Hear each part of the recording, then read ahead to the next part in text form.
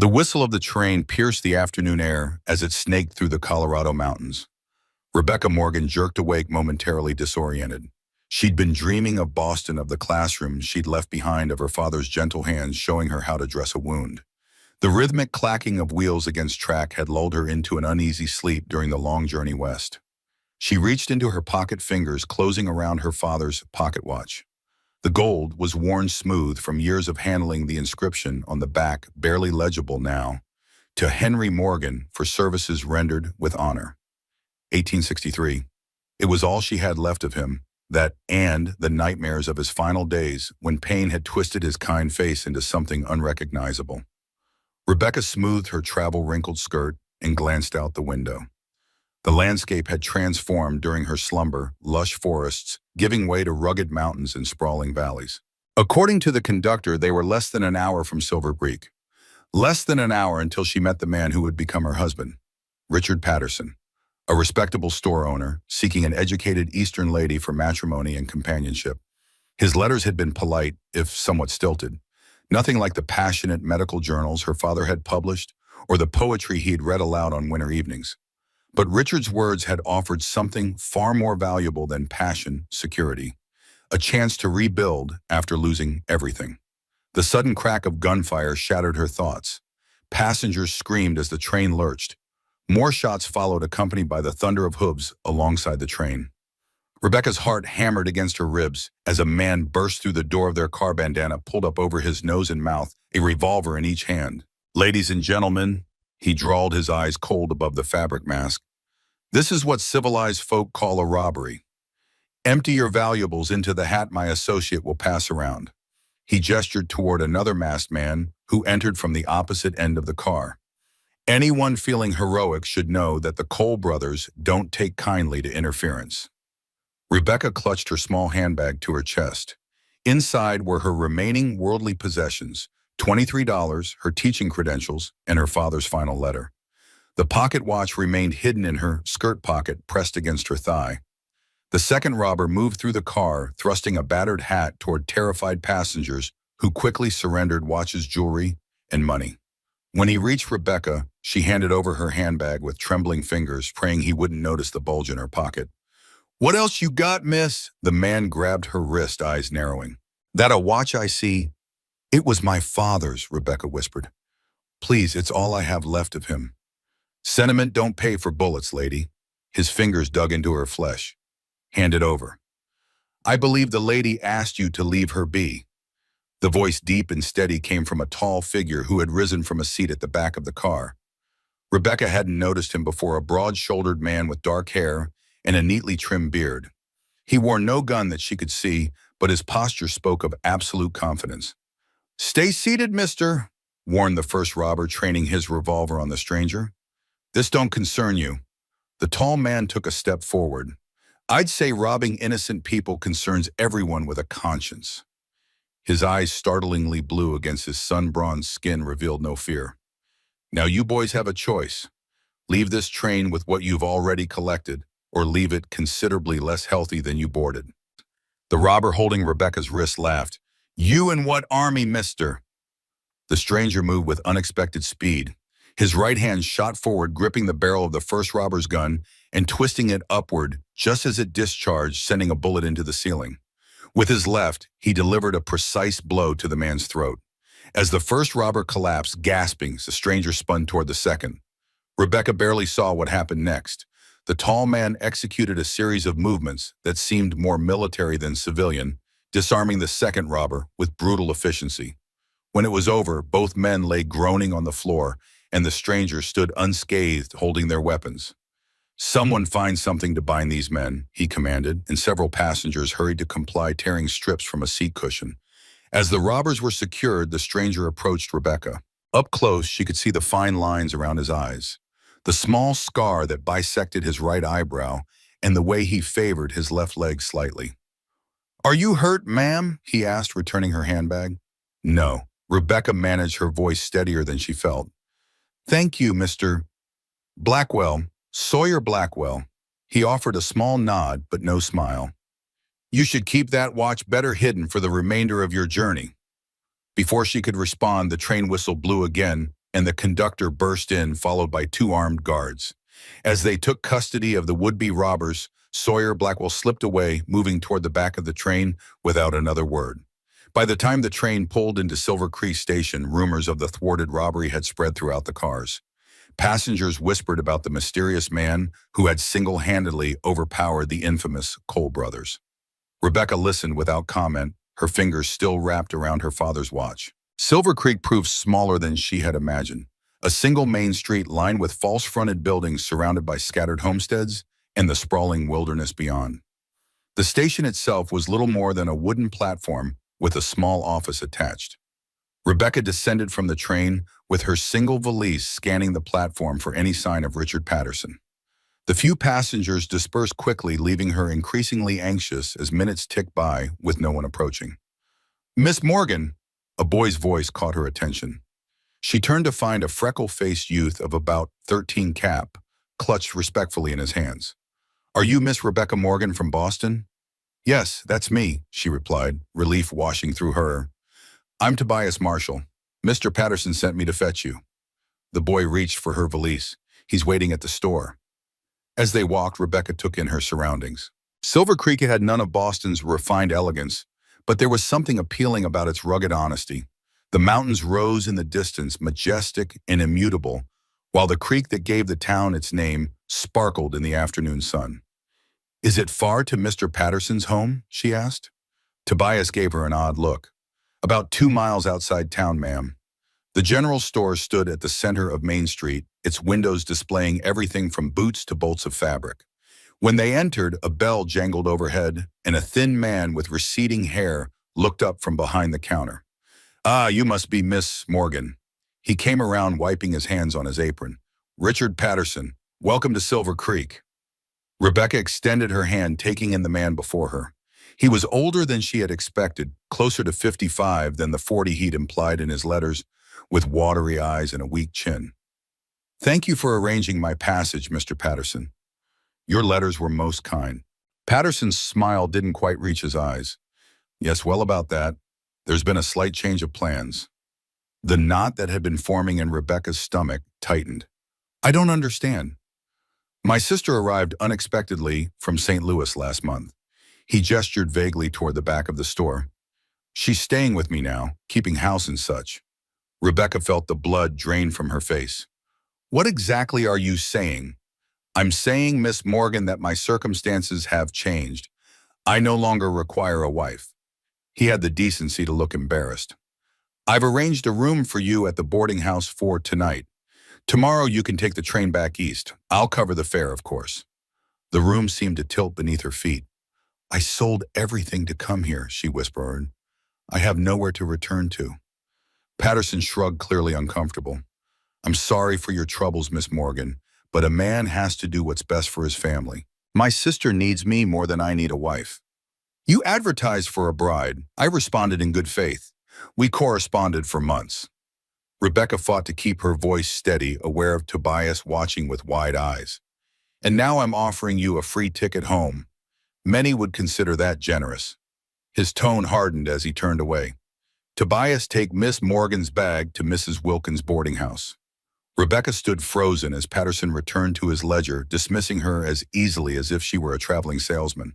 The humiliation burned worse than the panic rising in her chest.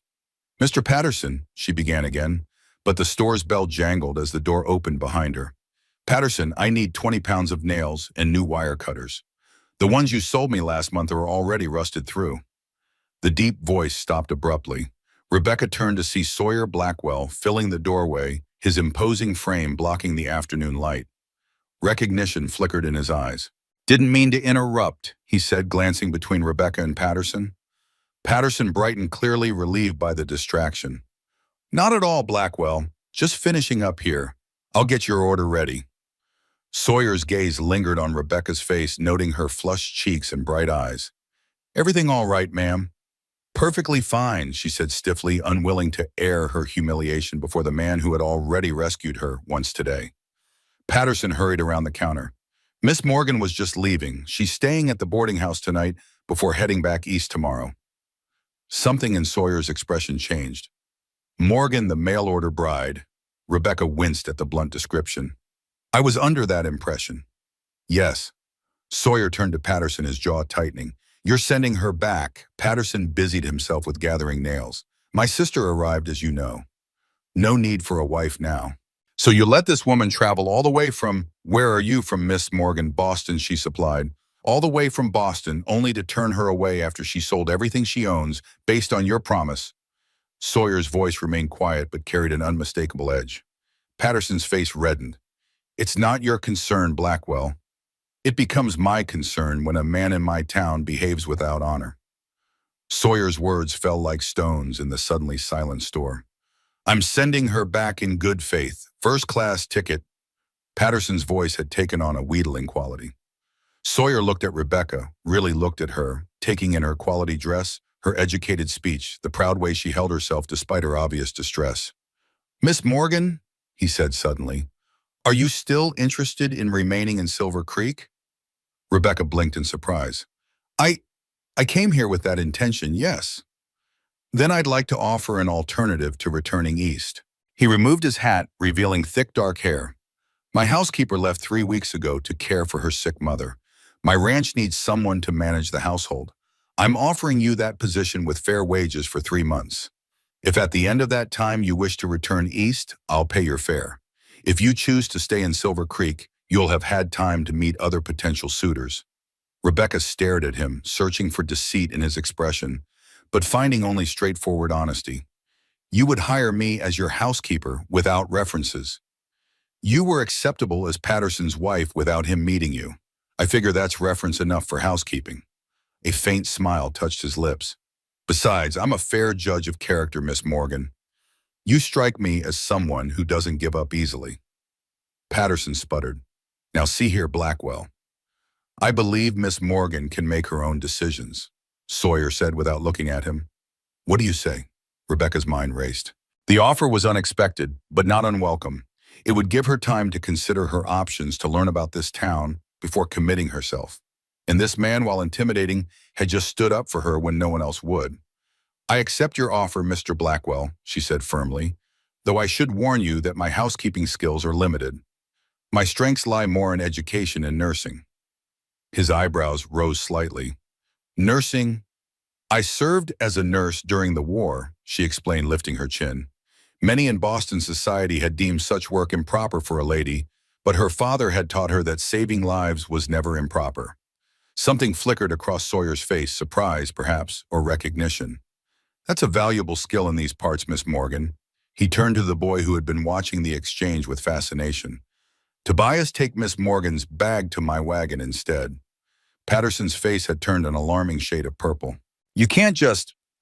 I believe I just did, Sawyer said mildly, placing his hat back on his head. About those nails, Patterson.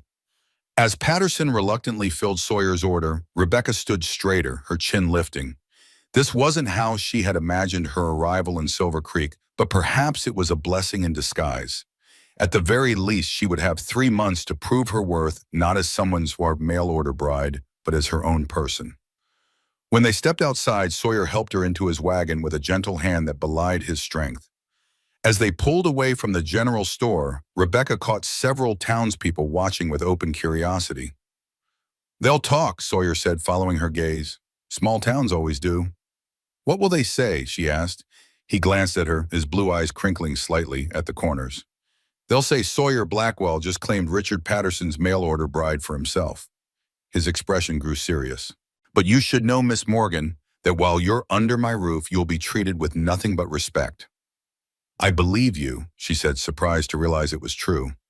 And please call me Rebecca. Rebecca, he repeated the name, sounding different in his deep voice. Welcome to Silver Creek. As the wagon rolled out of town toward the open country beyond, Rebecca felt something she hadn't expected, a flicker of hope. Perhaps her new life in the West wasn't going to be what she had planned, but it might just be what she needed. The silence between them stretched, broken only by the creak of wagon wheels and the occasional snort from the horses. Rebecca studied her unlikely rescuer from the corner of her eye. Sawyer Blackwell sat tall in the driver's seat, his profile strong against the backdrop of mountains. There was a stillness about him that suggested a man comfortable with silence, yet the slight tension in his shoulders hinted at unspoken burdens. That was quite impressive what you did on the train, she finally said. Where did you learn to fight like that? Sawyer's hands tightened briefly on the reins. The war teaches a man many things. You served in the Union Army. He nodded once. 6th Connecticut Infantry, then transferred to a special unit. Ended as a captain. His jaw clenched slightly. Left that life behind when I came home. My father was an army surgeon, Rebecca offered. He taught me everything I know about medicine. Sawyer glanced at her with newfound interest. Dr. Henry Morgan? Rebecca stared at him, startled. Yes. Did you know him? For a moment, something like recognition flickered in Sawyer's eyes, but it vanished as quickly as it had appeared. The name sounds familiar. Many doctors served. Perhaps our paths crossed. Before Rebecca could press further, Sawyer gestured toward the horizon. There it is, Blackwell Ranch. The property sprawled across the landscape, much larger than Rebecca had anticipated. As they crested a hill, she gasped at the sight of the main house, a substantial 2-story structure built of sturdy logs with a wide porch wrapping around the front. Several outbuildings dotted the property, and in the distance, a large barn stood sentinel over corrals filled with horses and cattle. It's beautiful, she said honestly. Sawyer's expression softened with evident pride. My father started with nothing but 100 acres in a dream. When he died 7 years ago, he left me 5,000 acres and some of the best cattle bloodlines in Colorado. He guided the wagon toward the house. It's a good life, but a demanding one. How many people work here? I have 6 full-time ranch hands, plus James Miller, my foreman. During roundup and branding, we hire on extra help. He pulled the wagon to a stop. The house has been neglected since Mrs. Finch left. Rebecca suppressed a smile at his obvious discomfort. I'm not afraid of hard work, Mr. Blackwell. Sawyer, he corrected, jumping down and coming around to help her. His hand spanned her waist as he lifted her effortlessly to the ground. For a moment, they stood close enough that she could smell the leather and sun-warmed cotton of his shirt before he stepped back, clearing his throat. I'll show you inside. The interior of the house was spacious but showed clear signs of bachelor living. Dishes were stacked haphazardly in the kitchen sink. Boots and coats had been discarded by the door, and a thin layer of dust covered most surfaces. Still beneath the neglect, Rebecca could see quality furnishings and thoughtful design.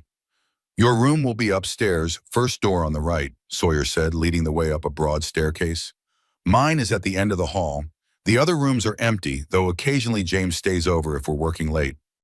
The bedroom he showed her was surprisingly large, with a 4-poster bed, a chest of drawers, and a small writing desk beneath a window that overlooked the mountains to the west. The linens, while rumpled, appeared clean. I'll let you settle in, Sawyer said, placing her valise on the bed. Supper's usually at 6, but given the circumstances, don't worry about cooking tonight. I can manage. Nonsense, Rebecca said, removing her hat and gloves. I'll need to familiarize myself with the kitchen anyway. Just give me half an hour to freshen up. A look of respect crossed his face. As you wish. I'll be in the barn if you need anything. Once alone, Rebecca sank onto the bed, the events of the day catching up with her. She had arrived expecting to be a wife by nightfall, and instead found herself employed as a housekeeper to one of the most intimidating men she'd ever met.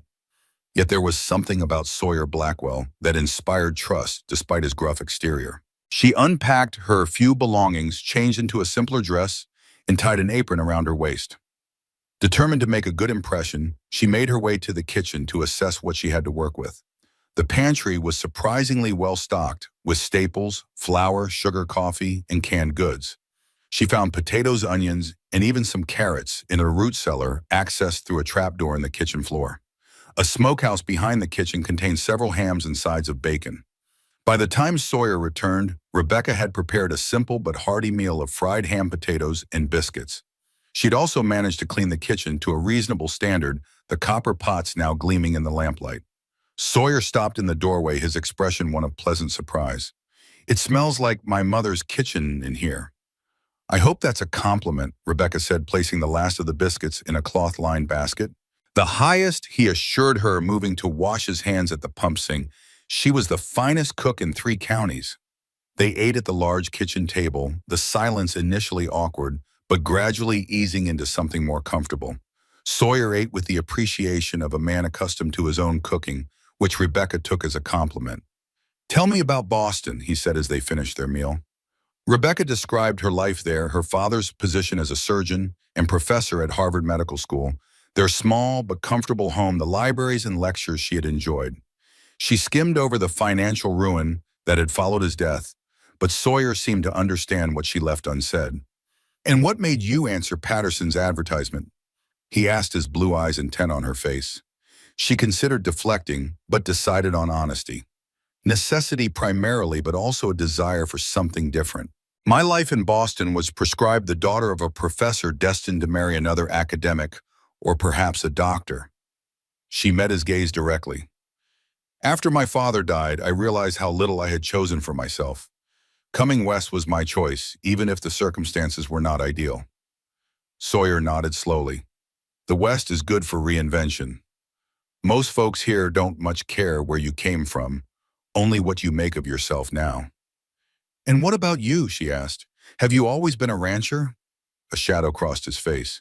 "I was away for a time, fought in the war when I was barely 20, saw things no man should see." His voice grew distant. "Came back changed like we all did. But the ranch was still here in the land." He gestured vaguely toward the window. "It has a way of healing a man." Rebecca understood he was sharing something deeply personal, a gift of trust she hadn't expected so soon. "I'm sorry for what you endured," she said softly. He shrugged, the vulnerability disappearing behind his usual reserve. "It was a long time ago." He stood gathering their plates. "I usually make a round of the property before turning in. Will you be all right here alone?" "Of course, I have plenty to keep me occupied." She gestured to the kitchen, which still needed considerable attention. "Don't work too late," he cautioned. "Dawn comes early on a ranch." After he left, Rebecca finished cleaning the kitchen, making lists of what needed to be done in the coming days. The house was large but manageable, with systematic attention. She had just decided to retire when a knock at the back door startled her. A middle-aged man with graying hair stood on the porch, hat in hand. "Evening, ma'am. James Miller. I'm the foreman here." "Rebecca Morgan," she introduced herself. "Please come in, Mr. Miller." He stepped inside, his weathered face curious but kind. One sleeve of his shirt hung empty, pinned neatly at the shoulder, a war injury, she surmised. "Boss told me about the situation in town. Wanted to make sure you were settling in all right." His concern touched her. "That's very thoughtful. I'm doing fine, thank you." James nodded, clearly assessing her. "Mrs. Finch was with the boss for 15 years, left big shoes to fill." "I understand. I don't intend to replace her merely to help while I'm here." Something in her response seemed to satisfy him. "Good to hear. Ranch this size needs a woman's touch, but it also needs someone who understands what we do here." He gestured to the door. "If you need anything, my cabin's just beyond the bunkhouse. The boys won't bother you none. Sawyer runs a tight ship, but holler if you have any trouble." After he left, Rebecca made her way upstairs, bone-tired but oddly content. Through her bedroom window, she could see Sawyer's tall figure moving across the yard, lantern in hand, checking on his land before retiring. There was something reassuring about his vigilance, his clear commitment to his responsibilities. As she prepared for bed, Rebecca realized that for the first time since her father's death, she felt safe. This day had not gone as planned, not remotely, but perhaps Providence had a different path in mind for her. With that comforting thought, she slipped into a dreamless sleep. The next few days established a rhythm to life at the Blackwell Ranch. Rebecca rose before dawn to prepare breakfast for Sawyer and any hands who happened to be working nearby. The men ate heartily, their appreciation for her cooking evident in clean plates and mumbled thanks. After they departed for the day's work, she turned her attention to the house. Room by room, she battled dust and disorder, discovering in the process a home that had once been lovingly maintained. Behind the neglect, she found quality furnishings, family photographs, and small touches that spoke of the woman who had raised Sawyer, a handmade quilt, here a collection of pressed wildflowers there. On her fourth day, while cleaning what appeared to be a study, she discovered a bookshelf filled with classics, Shakespeare, Dickens, Twain, and many others. She was running her fingers along the spines when Sawyer's voice startled her. "My mother's collection," he said from the doorway. "She taught at the local school before marrying my father." Rebecca turned a copy of Pride and Prejudice in her hands. "She had excellent taste."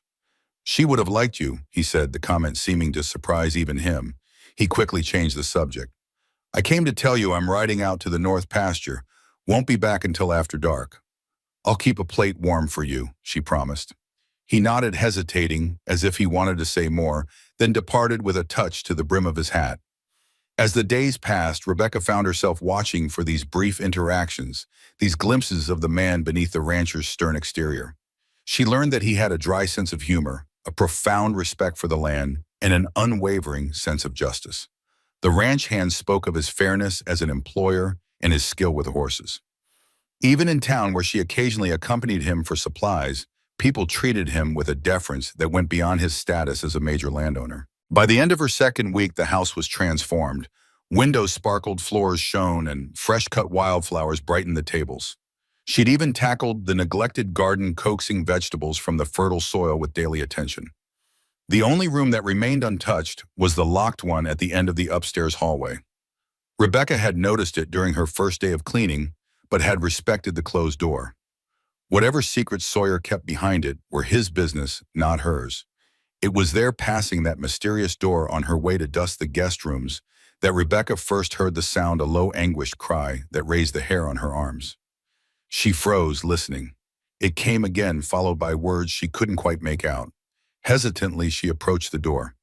"Mr. Blackwell, Sawyer, are you all right?" No response came, but the troubled sounds continued. Concern overriding propriety. Rebecca tried the handle. To her surprise, it turned easily. The room beyond was Spartan, a narrow bed, a desk covered with papers, and walls adorned with maps marked with incomprehensible notations. Sawyer lay tangled in the bed sheets, his face contorted in what could only be a nightmare. Sweat dampened his shirt, and his hands clutched at the covers as if they were a lifeline. "Jefferson," he muttered, his voice raw with pain. "No, Henry Morgan. You promised." Rebecca's heart lurched at the sound of her father's name. She moved swiftly to Sawyer's side, placing a gentle hand on his shoulder. "Sawyer," she called softly. "Wake up, you're dreaming." He jerked awake, his hand shooting out to grasp her wrist with bruising force. For a terrifying moment, his eyes were one, unseeing, the eyes of a soldier still fighting a war long ended. "It's Rebecca," she said calmly, despite the racing of her heart. "You're safe, you're at the ranch." Recognition slowly dawned in his eyes. He released her wrist, as if burned shame replacing the fear on his face. "I'm sorry," he said hoarsely, sitting up and running a hand through his disheveled hair. "I didn't mean to. Did I hurt you?" Rebecca rubbed her wrist, but shook her head. "No harm done. I should have knocked louder." Sawyer swung his legs over the side of the bed, his breathing still uneven. "What time is it?"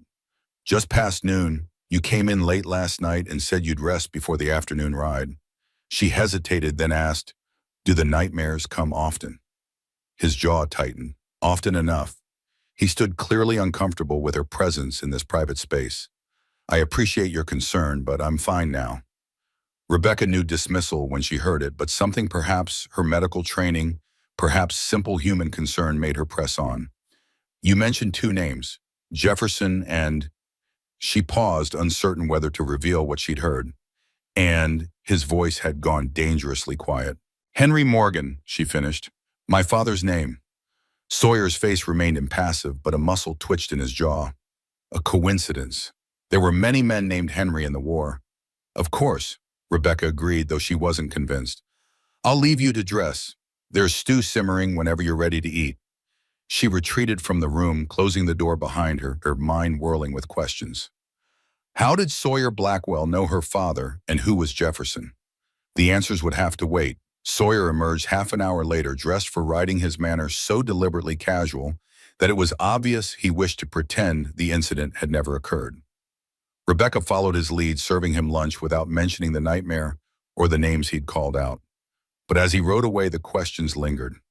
Something connected Sawyer Blackwell to her father, something painful enough to haunt his dreams. And somehow, she knew it was central to understanding the complex man who had brought her to this place. That evening, a thunderstorm rolled in from the mountains, bringing with it sheets of rain that drummed against the roof and windows. Rebecca sat in the kitchen, mending one of Sawyer's shirts by lamplight, listening to the symphony of the storm. Sawyer had not yet returned, though James had stopped by to assure her that the boss had taken shelter in the line cabin near the north pasture. He won't risk the horses in weather like this, the foreman had explained. He'll be back when it clears. Left alone with her thoughts, Rebecca's mind returned to the mystery of her father's name on Sawyer's lips.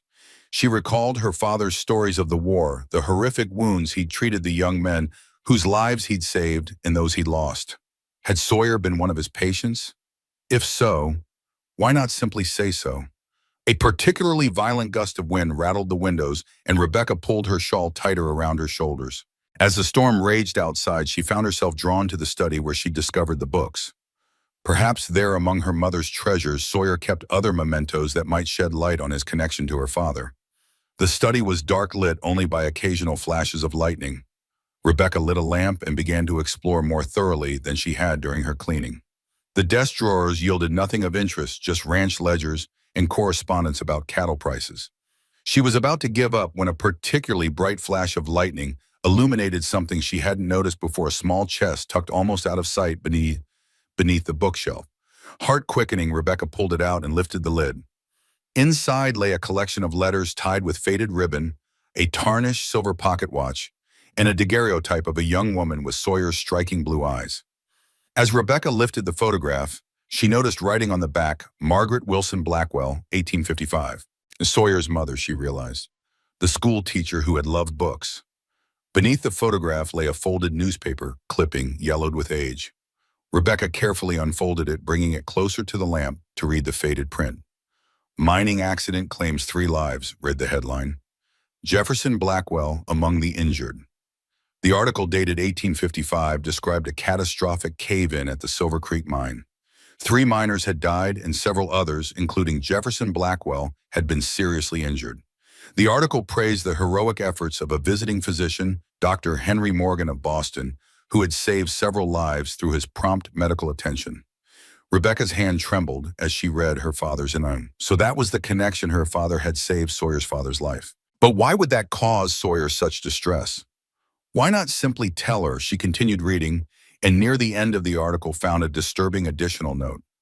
Questions remain about the cause of the cave-in, with some suggesting negligence. Mine owner Victor Caldwell has denied all allegations and promises a full investigation. The name Caldwell struck a chord. Rebecca recalled Tobias mentioning that the town banker was named Victor Caldwell, supposedly the richest man in the county, and a driving force behind bringing the railroad to Silver Creek. The sound of the front door opening jolted Rebecca from her thoughts. Hastily, she returned the clipping to the chest and slid it back under the bookshelf. She had just enough time to grab a random book and seat herself in the reading chair before footsteps approached the study. Sawyer appeared in the doorway, soaked to the skin, his expression thunderous. "Miss Morgan," he acknowledged stiffly, "I didn't expect to find you still awake." "The storm kept me up," she replied, hoping the lamplight wasn't bright enough to reveal her flushed cheeks. "I thought I'd read for a while." His eyes narrowed slightly, as if sensing something amiss. "What are you reading?" Rebecca glanced down at the book in her hands. "Wuthering Heights," she improvised, having not actually checked the title. Sawyer's mouth quirked. With the book upside down, impressive. Caught, Rebecca felt heat rise to her face. I found something," she admitted, setting the book aside. "A newspaper article about your father." His expression hardened. "You were going through my things." "No. Well, not exactly." She sighed. "I was curious about how you knew my father. The article mentioned that he saved your father's life after a mining accident." Sawyer's silence was more damning than any accusation. He crossed to the sideboard and poured himself a generous measure of whiskey, downing it in one swallow before speaking. "My father was a miner before he was a rancher," he finally set his back to her. "The accident nearly killed him. Your father happened to be in Silver Creek, studying mountain ailments or some such. He saved my father's leg, saved his life, most likely." "Why didn't you tell me when I first mentioned my father?" Sawyer turned, his expression inscrutable. "Because there's more to the story than a medical miracle, Miss Morgan. Much more. And it's not a tale I'm prepared to share with someone who's only passing through." The dismissal stung more than it should have. "I see," Rebecca said, rising from the chair. "I apologize for the intrusion. It won't happen again." She moved to leave, but Sawyer's voice stopped her at the threshold. "Rebecca." The use of her first name, rare enough to catch her attention, made her turn. "Some secrets are best left buried." For everyone's sake. The warning in his voice was unmistakable, but Rebecca had never been one to shy away from difficult truths. In my experience, Mr. Blackwell buried secrets have a way of surfacing when least expected, like bodies in a flooded graveyard. She left him standing there, the storm's lightning, casting his troubled face in stark relief. Whatever connected their families was clearly more complicated than a simple act of medical heroism. And despite his warning, or perhaps because of it, Rebecca was more determined than ever to uncover the truth. The next morning dawned clear and bright, as if the storm had never happened. Rebecca rose early as usual, but found the kitchen already occupied. An elderly woman sat at the table sipping coffee and reading a well-worn Bible. "Good morning," the woman said without looking up. "You must be the Boston girl. I'm Eleanor Blackwell Sawyer's aunt." "Rebecca Morgan," she replied, startled by the unexpected visitor. "I didn't realize Sawyer had family nearby." Eleanor's shrewd eyes assessed her over the rim of her cup. "I live in a cabin about a mile east, usually keep to myself, but Sawyer mentioned you were asking questions about Jefferson." She closed her Bible with a decisive snap. "Thought it might be time for a proper introduction." Rebecca hesitated, uncertain how to respond. "I didn't mean to pry. I merely discovered your father saved my brother's life," Eleanor finished for her. "Yes, Sawyer told me. What he probably didn't tell you is that Henry Morgan was more than just a passing doctor to our family." Rebecca sat down across from the older woman, her heart racing. "What do you mean?" Eleanor studied her with penetrating blue eyes, the same shade as Sawyer's. "You have his look about you," she mused. "The same determined chin, the same way of tilting your head when you're working something out." "You knew my father well." "I served as a nurse in the same field hospital during the Peninsula Campaign. Your father was the finest surgeon I ever worked with and the most principled man I knew." Eleanor's weathered hand closed over Rebecca's, which made the accusations all the harder to bear. "Accusations?" Rebecca echoed, a chill running down her spine. Eleanor nodded gravely. "After the mining accident, when your father saved Jefferson, there was talk of impropriety. Gold went missing from the mine, a significant amount. Some said Henry took it as payment for his services." Rebecca recoiled as if slapped. "That's preposterous. My father would never—" "Of course he wouldn't," Eleanor agreed calmly. "Those of us who knew him understood that. But Victor Caldwell needed a scapegoat, and an outsider made a convenient target. The mine owner from the article," Rebecca recalled. "He's still here, isn't he, the banker?" "The same.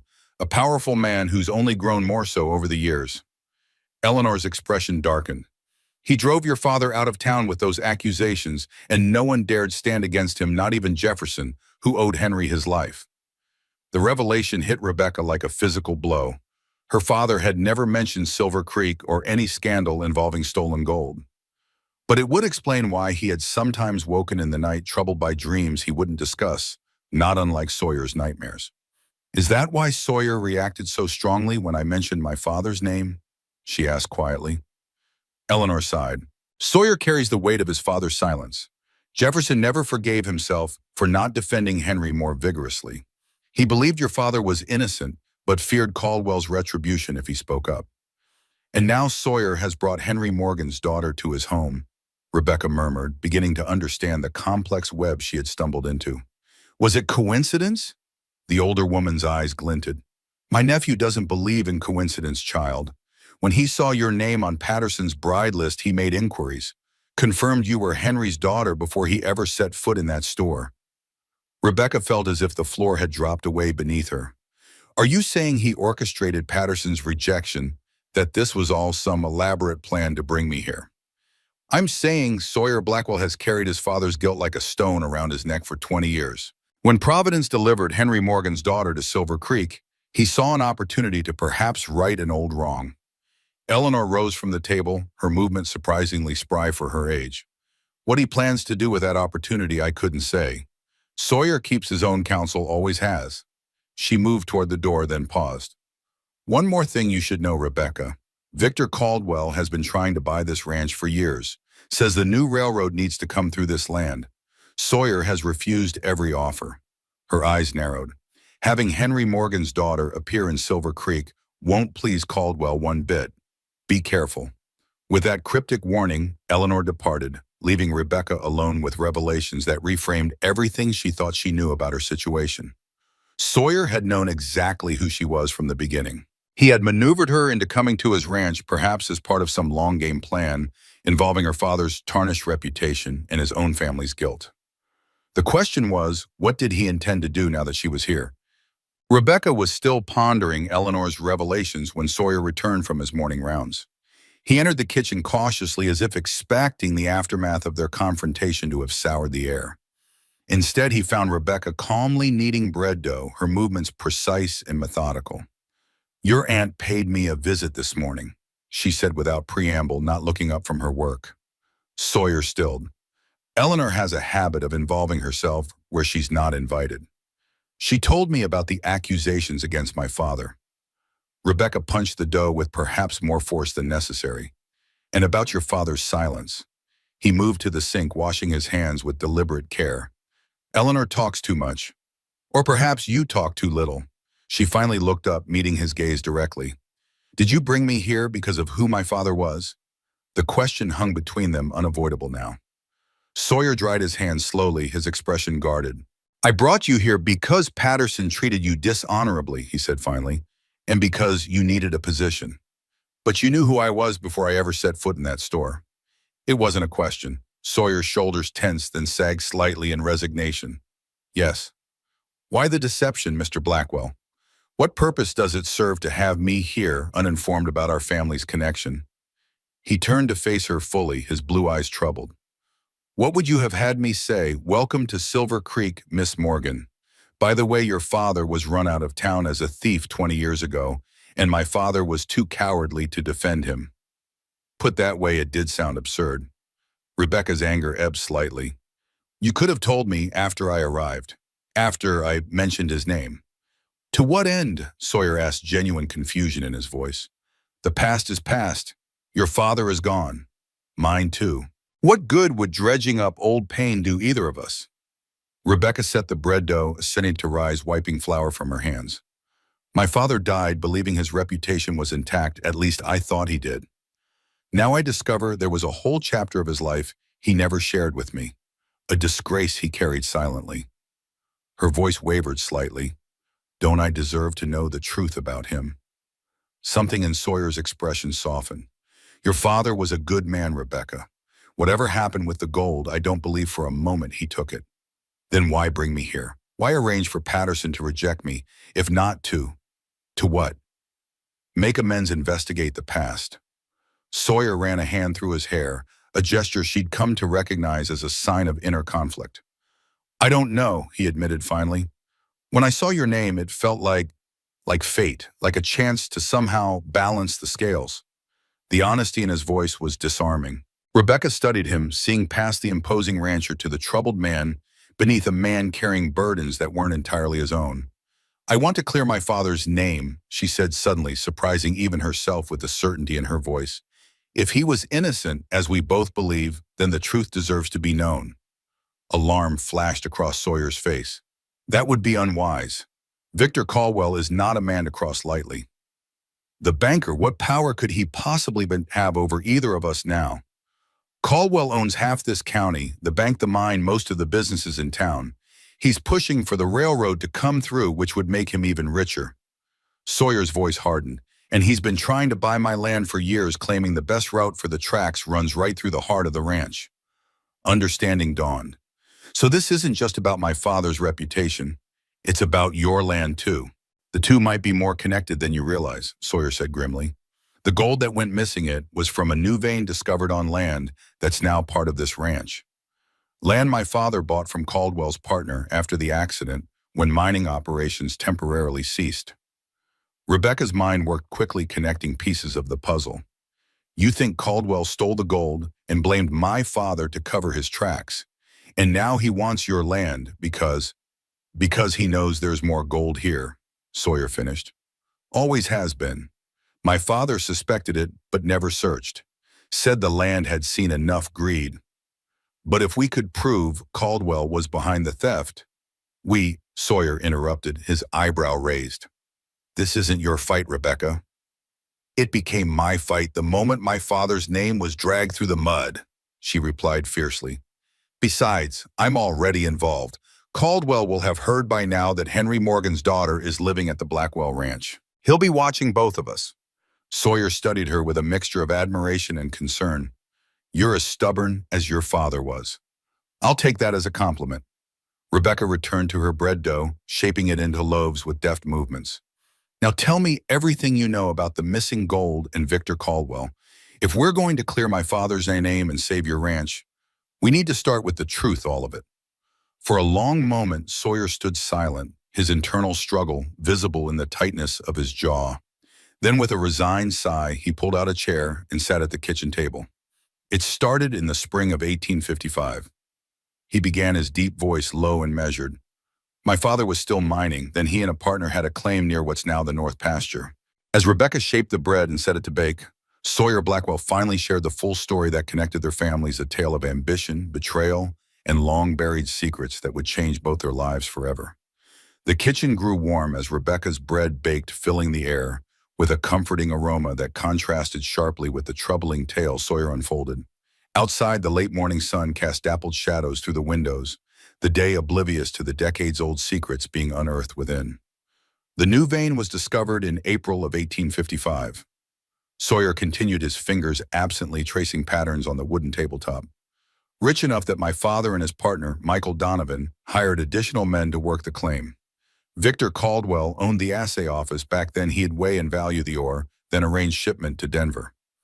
Rebecca slid a cup of coffee toward him, which he accepted with a nod of thanks. That spring, they hit what the miners called a pocket pure gold, almost no quartz, worth a small fortune.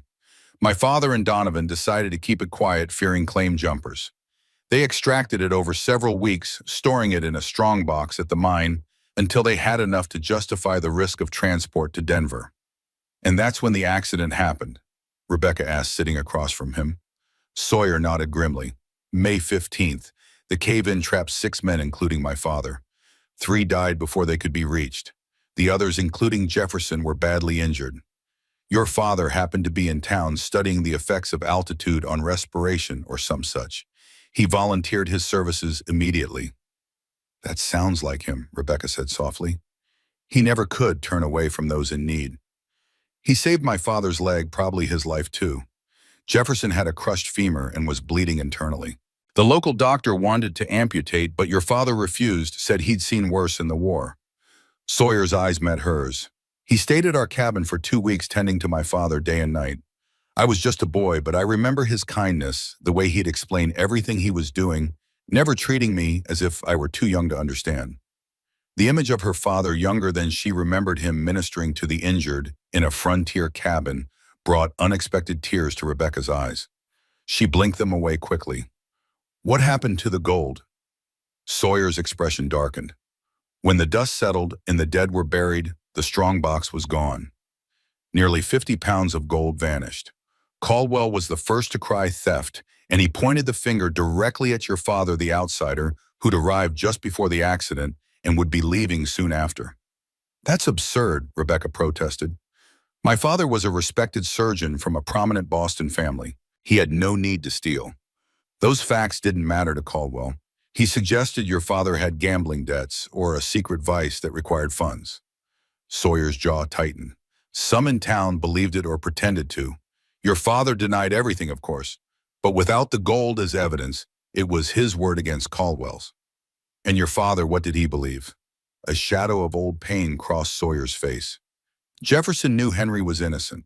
The timing made no sense. Your father was tending to the injured when the gold disappeared. But Caldwell had power even then. He threatened to foreclose on our cabin to ruin us completely if my father defended Henry publicly. So he remained silent, Rebecca concluded, the understanding now the source of the guilt that had been passed from father to son. He did worse than that, Sawyer admitted, shame evident in his voice. When the sheriff asked him directly if Dr. Morgan had ever been alone at the mine, Jefferson said yes, that your father had inquired about the mining operations several times, showing particular interest in the new vein. Rebecca felt a chill despite the kitchen's warmth. He implicated my father. Not directly, but he gave Caldwell ammunition. Sawyer's hands curled into fists on the table. It was enough. Your father left town under a cloud of suspicion, his reputation here in tatters. Jefferson never forgave himself. He used his settlement from the mining company to buy this land and turned his back on mining forever. And the gold was never found. Never. Sawyer rose, moving to the window to stare out at the land that had been his inheritance. My father believed Caldwell took it himself, staged the cave-in as a distraction, but he could never prove it, and as the years passed, it seemed less important than building something new. Rebecca processed this information, fitting it into her understanding of her own father. Henry Morgan had never mentioned Silver Creek or any mining scandal. He had returned from his Western research trip and resumed his practice in Boston as if nothing had happened. Yet there had been changes after that journey, subtle shifts she'd noticed even as a child. He'd grown more reserved, more cautious in his dealings with strangers. And then there were the nightmares similar to Sawyer's that had plagued him periodically until his death. My father carried this burden alone, she murmured. He never told me or my mother about any of it. Would you have, Sawyer asked, turning back to face her, would you have shared such an injustice with those you loved, knowing it would only cause them pain? Rebecca considered the question seriously. I would want them to know the truth, however painful. Secrets have a way of poisoning even the purest intentions. Something flickered in Sawyer's eyes, respect perhaps, or recognition of a kindred spirit. That's why I couldn't tell you at first, he admitted. I needed to know what kind of person you were before I shared my family's shame. And now, what happens now that I know? Sawyer returned to the table, his expression resolute. Now we have a choice. We can let sleeping dogs lie. You can finish your 3 months here and return east with your father's reputation intact, at least in Boston. Or we can seek justice, Rebecca finished for him. Clear my father's name and expose Caldwell's crime. That path carries risks, Sawyer warned. Caldwell is more powerful now than he was 20 years ago. He owns the bank, has the sheriff in his pocket, and is backing the railroad's expansion. Many in town depend on him for their livelihoods. Yet you've stood against him, refusing to sell your land. A grim smile touched his lips. I'm not an easy man to intimidate, but my defiance has limits. I can keep my land, but I can't accuse the most powerful man in the county of theft and murder without proof. Rebecca straightened, determination flooding through her. Then we'll find proof. Sawyer studied her with a mixture of admiration and concern. You have your father's courage and perhaps his disregard for personal danger. I have his sense of justice, she corrected, and his stubborn refusal to let bullies win, no matter how powerful they may seem. Before Sawyer could respond, a knock at the door interrupted them. James Miller entered, his weathered face grave. Boss, we've got trouble at the north pasture. 2 steers missing, fence cut clean through. Looks like that gang from last month is back. Sawyer's demeanor shifted instantly from contemplative to commanding. Gather the men. We'll track them while the trail's fresh. James nodded, then turned to Rebecca. Ma'am, Sarah's coming up from our cabin to stay with you while we're gone. Best not to be alone until we know who we're dealing with. I'm perfectly capable of looking after myself, Rebecca began, but Sawyer cut her off. Cattle rustlers are dangerous men, Rebecca. This isn't Boston where the police are a shout away. His voice softened slightly. Please accept Sarah's company as a favor to me. Something in his tone, a genuine concern that went beyond mere propriety, made Rebecca relent. Very well. I'll welcome Mrs. Miller's company. Sawyer nodded, relief evident in his eyes. We should be back by nightfall. He hesitated, then added, our conversation isn't finished. When I return, we'll decide how to proceed regarding Caldwell. After the men departed, Rebecca returned to her, baking her mind whirling with revelations. The mystery of Sawyer's interest in her had been solved, but new questions had arisen in its place. Where had the gold gone? Who had really caused the cave-in? And most pressingly, how could they prove Victor Caldwell's guilt after 20 years? Sarah Miller arrived an hour later, a basket of mending in hand and a shotgun slung over her shoulder. Younger than her husband by several years, she had a warm smile that contrasted with her practical demeanor. James said, you know how to handle a gun, she remarked as she set her basket on the kitchen table. My father taught me the basics, Rebecca admitted, though I've had little cause to practice in recent years. Sarah nodded approvingly. Good skill for a woman out here. Never know when you might need to scare off a coyote or something worse. She settled into a chair and began sorting through her mending. I hear Eleanor paid you a visit this morning. Rebecca paused in her kneading. News travels fast. Small communities. Sarah shrugged. Eleanor and I are cousins. Her mother and mine were sisters. The Blackwells and the Wilsons have been intertwined for generations. She mentioned you were related to Sawyer's mother. Margaret was my cousin too, a few years older than me.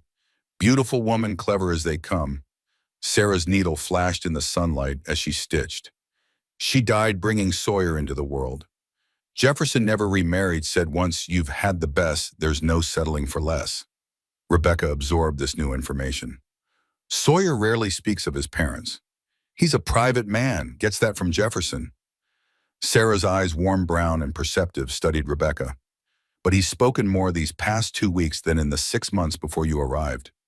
We've had much to discuss, Rebecca said carefully, unsure how much Sarah knew about the connections between their families.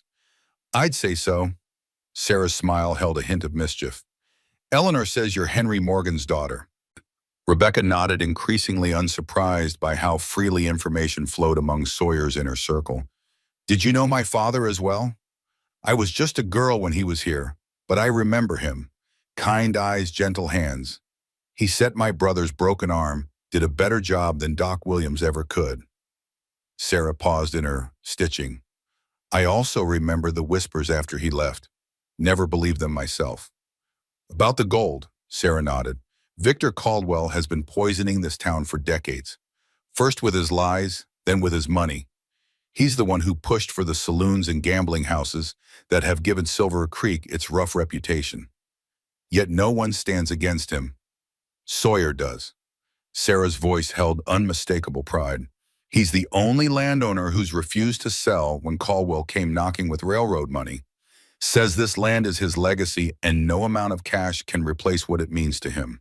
Rebecca glanced out the window at the vast expanse of the Blackwell Ranch. The rolling pastures, the distant mountains, the clear creek that wound its way through the property. It was beautiful in a wild, untamed way that spoke to something deep within her. I can understand that, she murmured. Some things have value beyond price. Sarah's perceptive eyes narrowed slightly. Just be careful, Rebecca. Challenging Caldwell is dangerous, more so now that the railroad's coming. There's money at stake, and men like him will do anything for money. I'm beginning to understand that, Rebecca replied, thinking of the cave-in that had killed 3 men and nearly taken Sawyer's father as well. But truth and justice have their own value, don't they? Out here, Sarah's laugh held little humor. Those are luxuries most can't afford. But the Blackwells have always been different. She returned to her mending, adding softly, and perhaps Henry Morgan's daughter is cut from the same cloth. The rest of the day passed in companionable industry. Rebecca finished her baking and began preparations for dinner, while Sarah completed her mending and shared stories of life in Silver Creek before the war. By late afternoon, both women had moved to the front porch to shell peas in the golden light. Riders coming, Sarah announced suddenly, shading her eyes against the western sun. Looks like Sawyer and James. Rebecca followed her gaze and saw 2 horsemen approaching at a canter, dust rising behind them. Even at a distance, she recognized Sawyer's broad-shouldered silhouette and straight posture. As they drew nearer, Rebecca noticed something that sent a chill through her. Sawyer was supporting his right arm against his chest, and even from the porch, she could see a dark stain on his sleeve. She was on her feet instantly, medical instincts taking over. He's injured. Sarah squinted, then nodded grimly. Looks that way. I'll fetch water and bandages. By the time the men reached the house, Rebecca was waiting at the hitching post, her father's medical training asserting itself in her calm demeanor despite her racing heart. Sawyer dismounted stiffly, his face drawn with pain, but his eyes alert. Just a graze, he said before she could ask. Bullet caught my arm when we cornered the rustlers. Inside, Rebecca ordered, her tone brooking no argument. That needs proper cleaning. To her surprise, Sawyer complied without protest, following her into the kitchen, where Sarah had already laid out clean cloths, a basin of water, and a bottle of whiskey. The rustlers, Rebecca asked as she helped Sawyer remove his blood-stained shirt. 2 men from the coal gang, James answered, accepting a cup of coffee from his wife. Same ones who tried to rob your train. We recovered the steers, but they got away after exchanging fire. Rebecca examined the wound, a deep furrow across Sawyer's upper arm, where a bullet had gouged the flesh without embedding itself. Painful, certainly, but not life-threatening if properly treated. "You're fortunate," she said, beginning to clean the wound with practiced efficiency. "Another inch to the left, and we'd be digging a bullet out of you."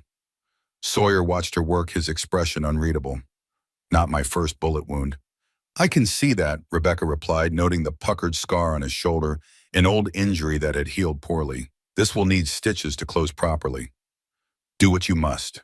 Rebecca worked methodically, first cleaning the wound thoroughly, then sterilizing her needle with the flame from an oil lamp.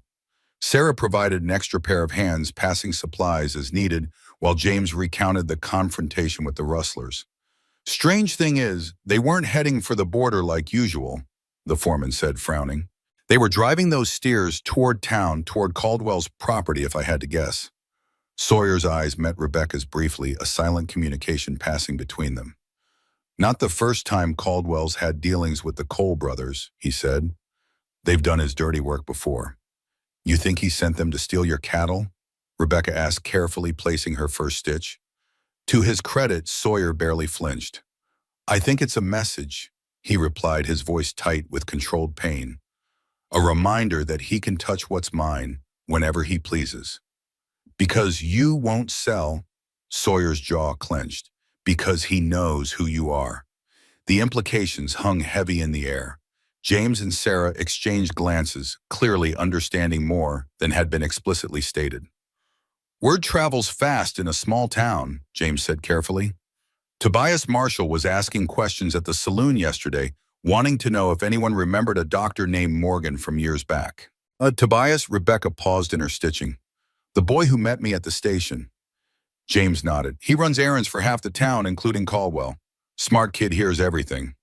"So Caldwell knows Henry Morgan's daughter is staying at the Blackwell Ranch," Sarah concluded, "and he's sending a warning." "One I don't intend to heed," Sawyer said grimly. Rebecca resumed her stitching, her movements precise despite the gravity of the conversation. "These rustlers, the Cole brothers, they're the same men who tried to rob the train." "The very same," James confirmed. "Led by Frank Cole, meanest outlaw in 3 counties. They usually stick to train robberies and stagecoaches, but they'll turn their hand to anything for the right price." A thought occurred to Rebecca. "The cave-in that injured your father, could men like the Coles have caused it?" Sawyer's eyes narrowed thoughtfully. "It's possible. The official story was structural failure, but my father always believed it was deliberate. If Caldwell wanted the gold for himself, he'd need someone to do his dirty work," Rebecca reasoned, tying off her final stitch. "Someone expendable with no connection to him." "Outlaws would fit the bill," James agreed, though proving any connection after 20 years would be nearly impossible. Rebecca applied a clean bandage to Sawyer's arm, her touch gentle despite the clinical precision of her work. "Not necessarily impossible," she murmured. "Every crime leaves evidence if one knows where to look." Sawyer studied her face, something like admiration kindling in his eyes. "You sound like your father now." He had the same determined look when faced with a difficult case. Rebecca felt a flush of pride at the comparison. "He taught me to be thorough and observant.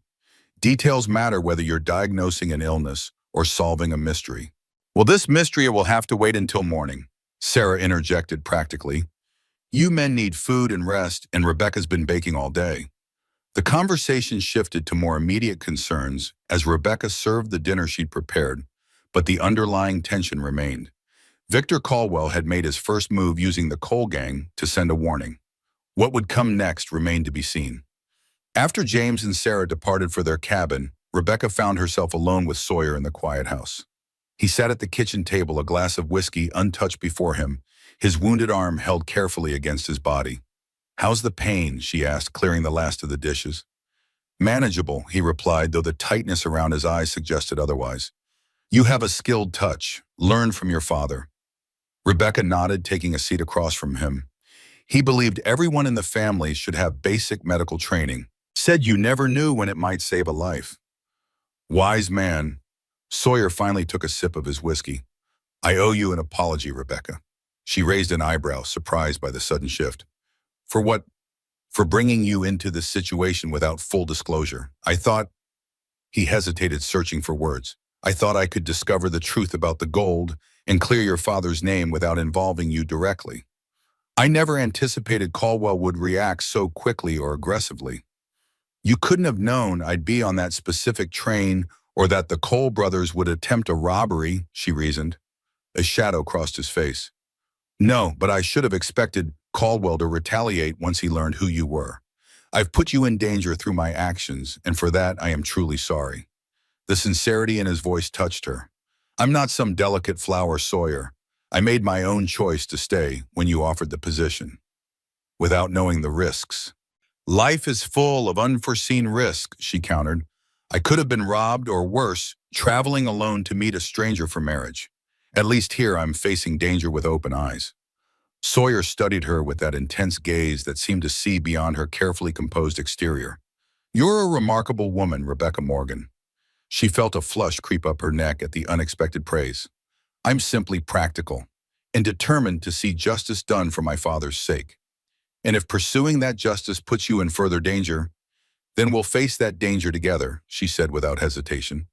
Unless you're suggesting I pack my bags and flee at the first sign of trouble. A reluctant smile tugged at his lips.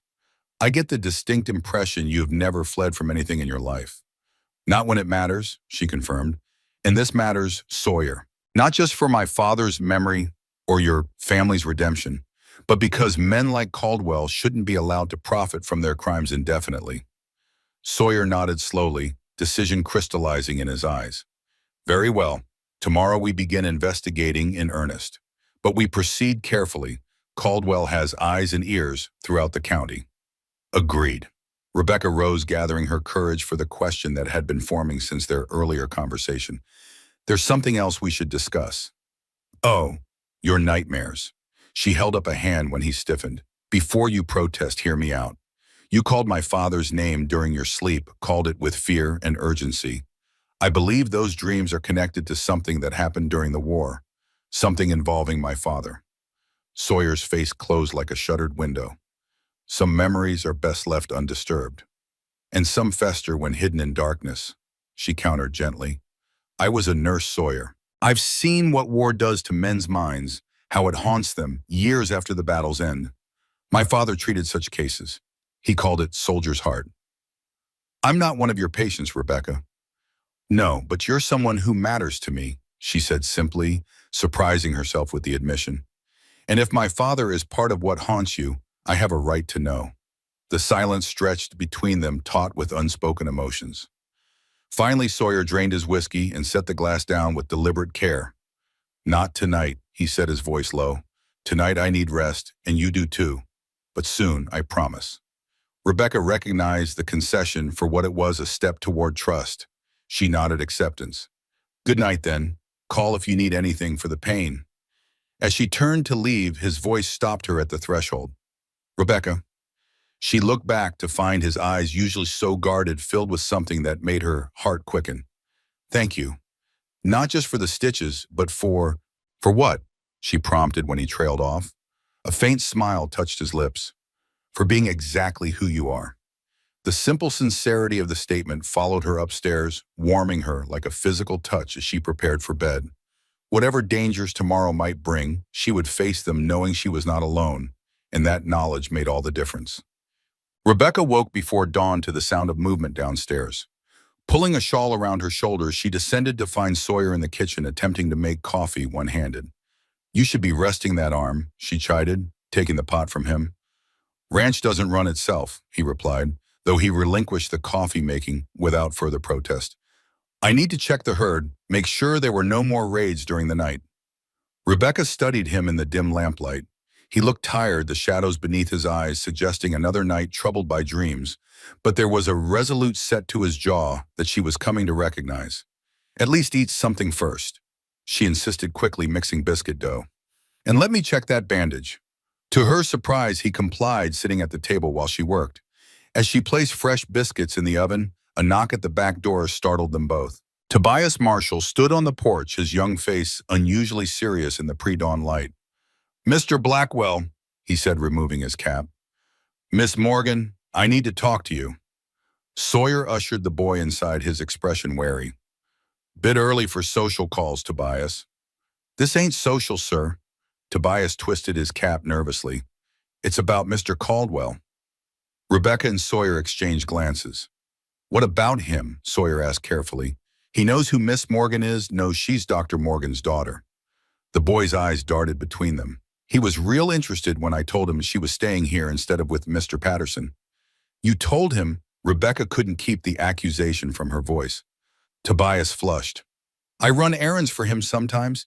He asks questions. It's hard not to answer when he's holding your pay. The boy straightened. But I didn't tell him everything, and that's why I'm here. What didn't you tell him? Sawyer asked. About the mine papers. Tobias reached into his jacket and withdrew a folded document. I clean his office 3 times a week. Yesterday while dusting, I saw this on his desk. It's got Dr. Morgan's name on it, and yours too, Mr. Blackwell. Your pa's, I mean. Sawyer took the paper, unfolding it carefully. Rebecca moved to read over his shoulder. It was a legal affidavit dated May 1855, purportedly signed by Jefferson Blackwell.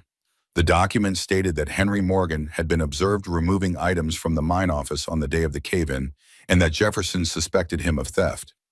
This is a forgery, Sawyer said immediately, his voice tight with anger. My father would never have signed such a statement. That's what I figured. Tobias nodded. The signature doesn't match the one on the deed hanging in the bank lobby. And the date's wrong, too. Your pa was still laid up with his injuries on May 20th, couldn't have signed anything. Rebecca stared at the boy with newfound respect. You noticed all that? Tobias shrugged, uncomfortable with the praise. I notice things. People don't pay much attention to a kid, so I see more than most. Why bring this to us? Sawyer asked, studying the boy intently. Caldwell pays your wages, as you said. Because it ain't right, Tobias said simply. My pa always said a man's good name is worth more than gold, and someone's trying to steal Dr. Morgan's name with lies. His young face hardened with surprising maturity. Besides, Mr. Caldwell ain't been fair to my ma since pa died. Raised our rent 3 times this year, saying the railroad's coming and property values are up. Sawyer nodded slowly, seeming to come to a decision. Thank you, Tobias. This is important information. He reached into his pocket and pulled out some coins. For your trouble. The boy shook his head. Don't want money for doing what's right, sir. Then consider it an advance, Sawyer countered. I could use someone with your observant nature to keep an eye on Caldwell's movements. Would you be willing to work for me instead of him? Tobias's eyes widened. You mean spy? I mean report what you see and hear nothing underhanded, nothing dangerous. Just keep your eyes open and let me know if Caldwell does anything unusual. The boy considered this, then nodded firmly. I can do that. Ma would be glad to not have me working for him anymore anyhow. Good lad. Sawyer glanced at Rebecca. Miss Morgan will fix you some breakfast before you head back to town. After Tobias had eaten and departed with a new sense of purpose, Sawyer spread the forged affidavit on the table. This confirms what we suspected, he said grimly. Caldwell is worried enough about your presence to fabricate evidence. Which means he has something to hide, Rebecca concluded, something he fears we might discover. The question is what? Sawyer tapped the document thoughtfully. The gold disappeared 20 years ago. Any physical evidence would be long gone. Rebecca considered the problem. Not necessarily. Gold doesn't deteriorate. If Caldwell stole it, he would have had to sell it or store it. Selling 50 pounds of gold would raise questions, especially right after a reported theft. So he may have kept it, Rebecca reasoned, hidden it somewhere until the scandal died down. Sawyer's eyes lit with sudden realization.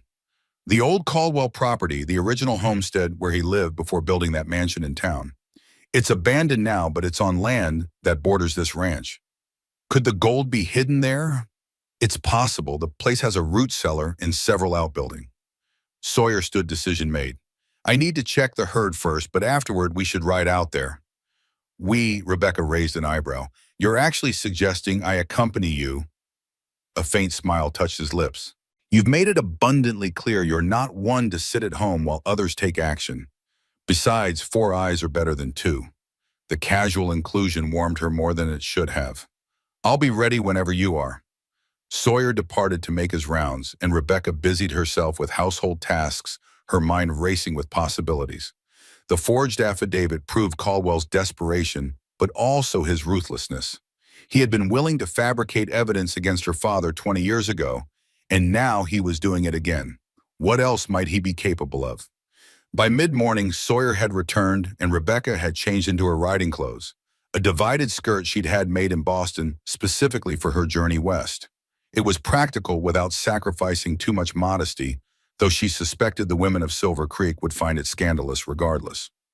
Sawyer raised an eyebrow when he saw her attire, but made no comment beyond a brief nod of approval. He helped her mount a gentle mare named Willow, his hands strong and sure at her waist despite his injured arm. The old Caldwell place is about 3 miles east, he explained as they set off. Follows the creek upstream near where it branches off from the main flow. They rode at a comfortable pace, the late spring sun warm on their backs. Rebecca found herself enjoying the freedom of movement her practical outfit allowed, as well as the beauty of the landscape spreading around them. The rolling hills were carpeted with wildflowers, and in the distance the mountains stood like silent sentinels against the impossibly blue sky. "It's beautiful here," she said, breaking the companionable silence. "I can see why your father chose this land." Sawyer nodded, his eyes scanning the horizon with a proprietor's pride. He said it spoke to him from the first moment he saw it. Said a man could heal here if he was willing to listen to what the land had to teach. "And has it healed you?" The question slipped out before she could reconsider its boldness. Sawyer glanced at her surprise and something deeper flickering in his eyes. "In some ways," he admitted, "the work helps the rhythm of the seasons, the clarity of purpose. But some wounds go deeper than land can reach." "The war," Rebecca said softly, understanding. He nodded, his expression growing distant. "I was captured at Cold Harbor in '64. Spent 6 months in a Confederate prison camp before—" He trailed off, jaw tightening. "Before I escaped." Rebecca sensed there was much more to the story, perhaps the part that connected to her father and his nightmares, but she didn't press. The fact that he'd shared even this much represented progress. "My father never spoke much about his war experiences either," she offered. "But I saw how they affected him, the way certain sounds would startle him, how he'd sometimes go very still and distant as if he'd traveled somewhere else entirely." "The memories never really leave," Sawyer acknowledged. "You just learn to live alongside them." He pointed ahead to where a dilapidated cabin stood in a small clearing. "There it is, the old Caldwell homestead." They approached cautiously, alert for any sign that the place was being used or monitored. But the cabin appeared truly abandoned, its roof partially collapsed, windows broken, the small garden plot long since reclaimed by wilderness. Sawyer dismounted first, then helped Rebecca down. "Stay close," he warned, drawing his revolver. "And keep your voice low. Sound carries in these hills." They searched methodically, beginning with the cabin itself. Years of neglect had left little intact, rotting furniture, rusted cookware, a stone fireplace choked with debris. Nothing suggested hidden treasure or secrets worth protecting. "The root cellar," Sawyer suggested, leading the way to a small door set into the ground behind the cabin. It opened with a protesting groan, revealing earthen steps descending into darkness. Rebecca followed him down, grateful for the small lantern he had brought. The cellar was surprisingly large, with stone walls and a packed dirt floor. Empty shelves lined one wall while rotting barrels stood along another. "Look for anything unusual," Sawyer instructed, running his hand along the stone wall. "Loose stones, uneven flooring, anything that might conceal a hiding place." Rebecca examined the shelves and barrels while Sawyer checked the walls.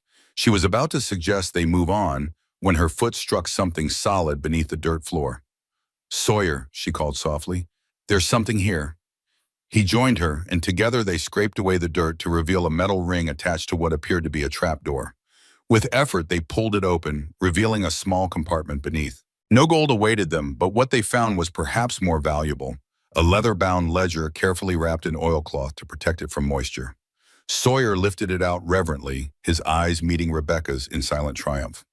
"Could be nothing," he cautioned, even as he unwrapped it. "Or it could be everything," she countered, her heart racing with anticipation. The ledger contained columns of figures and notations, many in a shorthand that made little immediate sense. But certain entries stood out clearly, including one dated May 14, 1855, the day before the cave-in. "New vein NE tunnel, estimated yield 50-60 pounds. Sawyer read aloud. "Extraction complete. Transport arranged for May 16th via DC. "DCI?" Rebecca questioned. "Daniel Cooper," Sawyer explained grimly. "He was Caldwell's partner in the assay office." Died in the cave-in. He turned the page and they both froze at what they saw. The next entry, dated May 15th, was written in a different hand. Bolder, more aggressive strokes. Accident at mine, 3 dead. Blackwell critically injured. Gold secured. Morgan problem to be addressed. That's Caldwell's handwriting, Sawyer said softly, his finger tracing the words. I'd recognize it anywhere. This is his personal ledger, his record of the theft. Rebecca stared at the damning words. Morgan problem to be addressed, she repeated. He was planning to frame my father from the beginning. Sawyer nodded, continuing to flip through the pages. Most subsequent entries dealt with mundane business matters, but occasionally cryptic notations appeared, references to the reserve and calculations of current gold prices. He kept it, Rebecca realized. The gold. He's been holding on to it all these years. Waiting for suspicion to fade completely, Sawyer agreed, probably planning to sell it in small amounts or melt it down for jewelry. A final entry, dated just 3 months earlier, caught their attention. Railway deal proceeding, B property essential. Reserved to be relocated when acquisition complete. B property, Rebecca said. Blackwell, your ranch. He needs my land for the railroad. Sawyer confirmed, a muscle ticking in his jaw. And once he has it, he plans to move the gold, the reserve, from wherever it's currently hidden. Where would that be? Rebecca wondered. On here, obviously. Sawyer's expression darkened with sudden realization. The bank, it has to be. He's had a private vault there for years, supposedly, for bank records and personal valuables. No one questions what a banker keeps in his own vault. How could we possibly confirm that? We can't, not directly. Sawyer carefully rewrapped the ledger. But this is evidence, Rebecca, not just of the theft, but of his intent to frame your father. Combined with the forged affidavit, Tobias found it might be enough to convince the federal marshal in Denver to investigate. Hope surged within her. Then we should go to Denver immediately. Not yet. Sawyer's voice was grim. Caldwell has friends in the territorial government. We need more, something irrefutable that ties him directly to the cave-in and the deaths it caused. The Cole brothers, Rebecca suggested. If they or their predecessors were involved in causing the cave-in, they might have evidence or at least knowledge that could be leveraged. Dangerous men to approach, Sawyer warned, and they're clearly still working with Caldwell given yesterday's cattle raid. Rebecca's mind worked quickly. What if we didn't approach them directly? What if we set a trap, made them think Caldwell had betrayed them somehow? Sawyer studied her with newfound respect. That's a risky strategy, but potentially effective, she pressed. Men like that only maintain loyalty when it benefits them. If they believed Caldwell was planning to eliminate them as loose ends. A slow smile spread across Sawyer's face, the first genuine smile she'd seen from him. You have a devious mind, Rebecca Morgan. I prefer to think of it as resourceful, she replied, matching his smile with her own. After all, we're fighting for justice, not just revenge. Justice and revenge often walk the same path out here, he observed, tucking the ledger securely inside his jacket. But you're right, this is about clearing your father's name and stopping Caldwell before he can harm anyone else. They emerged from the root cellar into the bright afternoon sunlight, both blinking at the contrast. As Rebecca's eyes adjusted, she caught movement at the edge of the clearing, a flash of metal that could only be a gun barrel. Sawyer, she cried in warning, just as a shot rang out. He reacted instantly, shoving her behind him and drawing his own weapon in one fluid motion. Pain exploded in her shoulder as they hit the ground together, and she realized with distant horror that the bullet had found her instead of its intended target. Rebecca, Sawyer's voice seemed to come from very far away. Stay with me. She tried to respond, but darkness was closing in from the edges of her vision. The last thing she saw before consciousness fled was Sawyer's face above hers, his blue eyes wild with fear, and something that looked remarkably like love. Then there was only blackness and the sensation of strong arms lifting her as if she weighed nothing at all. Pain came first, sharp, insistent, radiating from Rebecca's shoulder through her entire body. Then voices distant and distorted as if heard underwater. She struggled toward consciousness, fighting against the darkness that threatened to pull her back under. Rebecca, a deep voice, urgent with fear. Rebecca, can you hear me? She forced her eyes open, blinking against harsh sunlight. Sawyer's face swam into focus above her, his features tight with concern. "What happened?" She managed her voice a dry whisper. "You were shot." The stark words contrasted with the gentle way he cradled her head. "We need to get you back to the ranch. Can you ride?" Memory returned in jagged fragments. The abandoned homestead, the ledger, the flash of metal in the trees. The shooter. Gone. Sawyer's jaw clenched. "I returned fire but couldn't pursue with you injured. Hold still while I check the wound." Rebecca felt his careful hands at her shoulder, removing her torn jacket. She bit her lip against the pain as he examined the injury. "Clean through," he reported, relief evident in his voice. "Missed the bone, you're lucky." "Doesn't feel lucky," she gasped as he pressed a folded bandana against the wound. "Bullet could have hit your heart." His voice roughened. "Hold this in place. We need to get you home where I can treat this properly." With surprising gentleness, Sawyer helped her to her feet. The world tilted alarmingly, and she leaned against him for support. "I don't think I can ride alone," she admitted, frustration coloring her voice. "You won't have to." Sawyer guided her to his stallion. "You'll ride with me. Willow will follow." He lifted her onto his horse, then mounted behind her, one arm securing her against his chest, while the other held the reins. The intimacy of the position might have embarrassed Rebecca under different circumstances, but now she was grateful for his solid presence, as pain and blood loss made her lightheaded. "Stay with me," he murmured against her hair as they began moving. "Keep talking." The ledger, she remembered suddenly. "Did you save it?" She felt rather than saw his smile. "Yes, safe in my jacket. Trust you to worry about evidence while bleeding." "My father's reputation depends on it," she replied, wincing as the horse's movement jarred her shoulder. "Your father would care more about his daughter's life than his reputation." Sawyer's arm tightened protectively around her waist. "As do I." The simple declaration warmed her despite her pain. "Who shot me? The Cole brothers." "Most likely. Too cowardly to show their faces." His voice hardened. "Caldwell must have had them watching the old homestead. He knew we'd look there, or he's having us followed." Sawyer urged his horse faster. "Either way, he's made his intentions clear. This is no longer just about the past." Rebecca leaned back against him, fighting to stay conscious as the landscape blurred around them. "What will we do?" "First get you well." His breath was warm against her ear. "Then end this once and for all."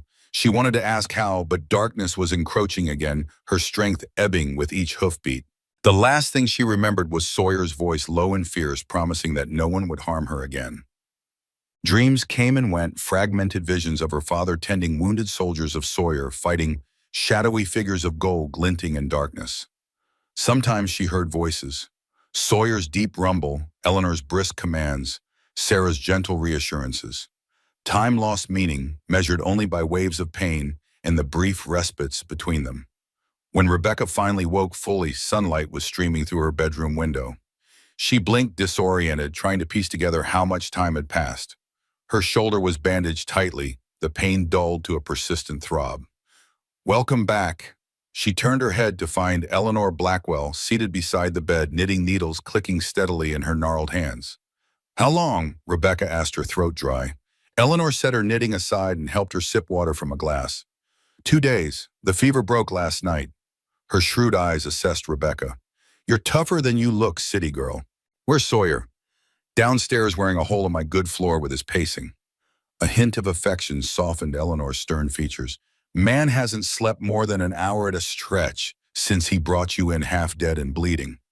Guilt washed over Rebecca. "I shouldn't have asked him to take me to the homestead. It was reckless." "Nonsense." Eleanor dismissed her concern with a wave. "Sawyer Blackwell doesn't do anything he doesn't choose to do. Besides, you found what you were looking for, didn't you?" Rebecca's eyes widened. "The ledger. He showed you. Read parts of it to me." Eleanor nodded grimly. "Confirms what we've suspected all these years. Victor Caldwell is a thief and a murderer, and he framed your father to cover his crimes. We need to take it to the authorities. In good time." Eleanor stood, smoothing her apron. "First, you need to heal. I'll tell Sawyer you're awake.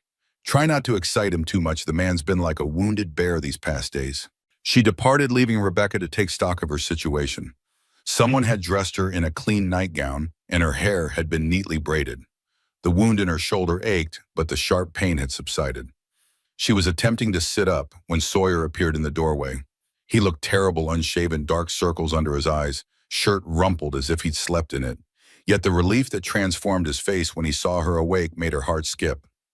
"You're back," he said simply, crossing to her bedside. "So it seems." She managed a small smile. "I hear you've been wearing out your floor." "Eleanor talks too much." He sat in the chair his aunt had vacated, leaning forward with his elbows on his knees. "How do you feel?" "Like I've been shot," she replied dryly. "But better than I might have thanks to you." His expression darkened. "Don't thank me. It's my fault you were injured. I should never have taken you there." "I believe I insisted on going," she reminded him. "Besides, we found what we needed, proof of Caldwell's crimes." Sawyer nodded, reaching into his vest to produce a folded paper. "More than that, this arrived yesterday, care of Tobias. It's a letter from the federal marshal in Denver responding to inquiries I made weeks ago about the mining accident and the missing gold." Rebecca took the letter with her good hand, unfolding it carefully. "You'd already contacted the authorities." "After I learned you were coming to Silver Creek," he admitted. "I hoped, we might find evidence to clear your father's name." The letter confirmed that Marshal Thomas Grant would be arriving in Silver Creek within the week to investigate claims of fraud and theft related to the 1855 mining incident. He requested that all evidence be preserved for his examination. "This is excellent news," Rebecca said, refolding the letter. "With the marshal's involvement, Caldwell can't simply bury the truth again, which makes him more dangerous than ever," Sawyer warned. "A cornered snake strikes hardest. The shooting wasn't random, Rebecca. It was a message, a warning to back off." "Then he's afraid," she reasoned, "and fear makes men careless."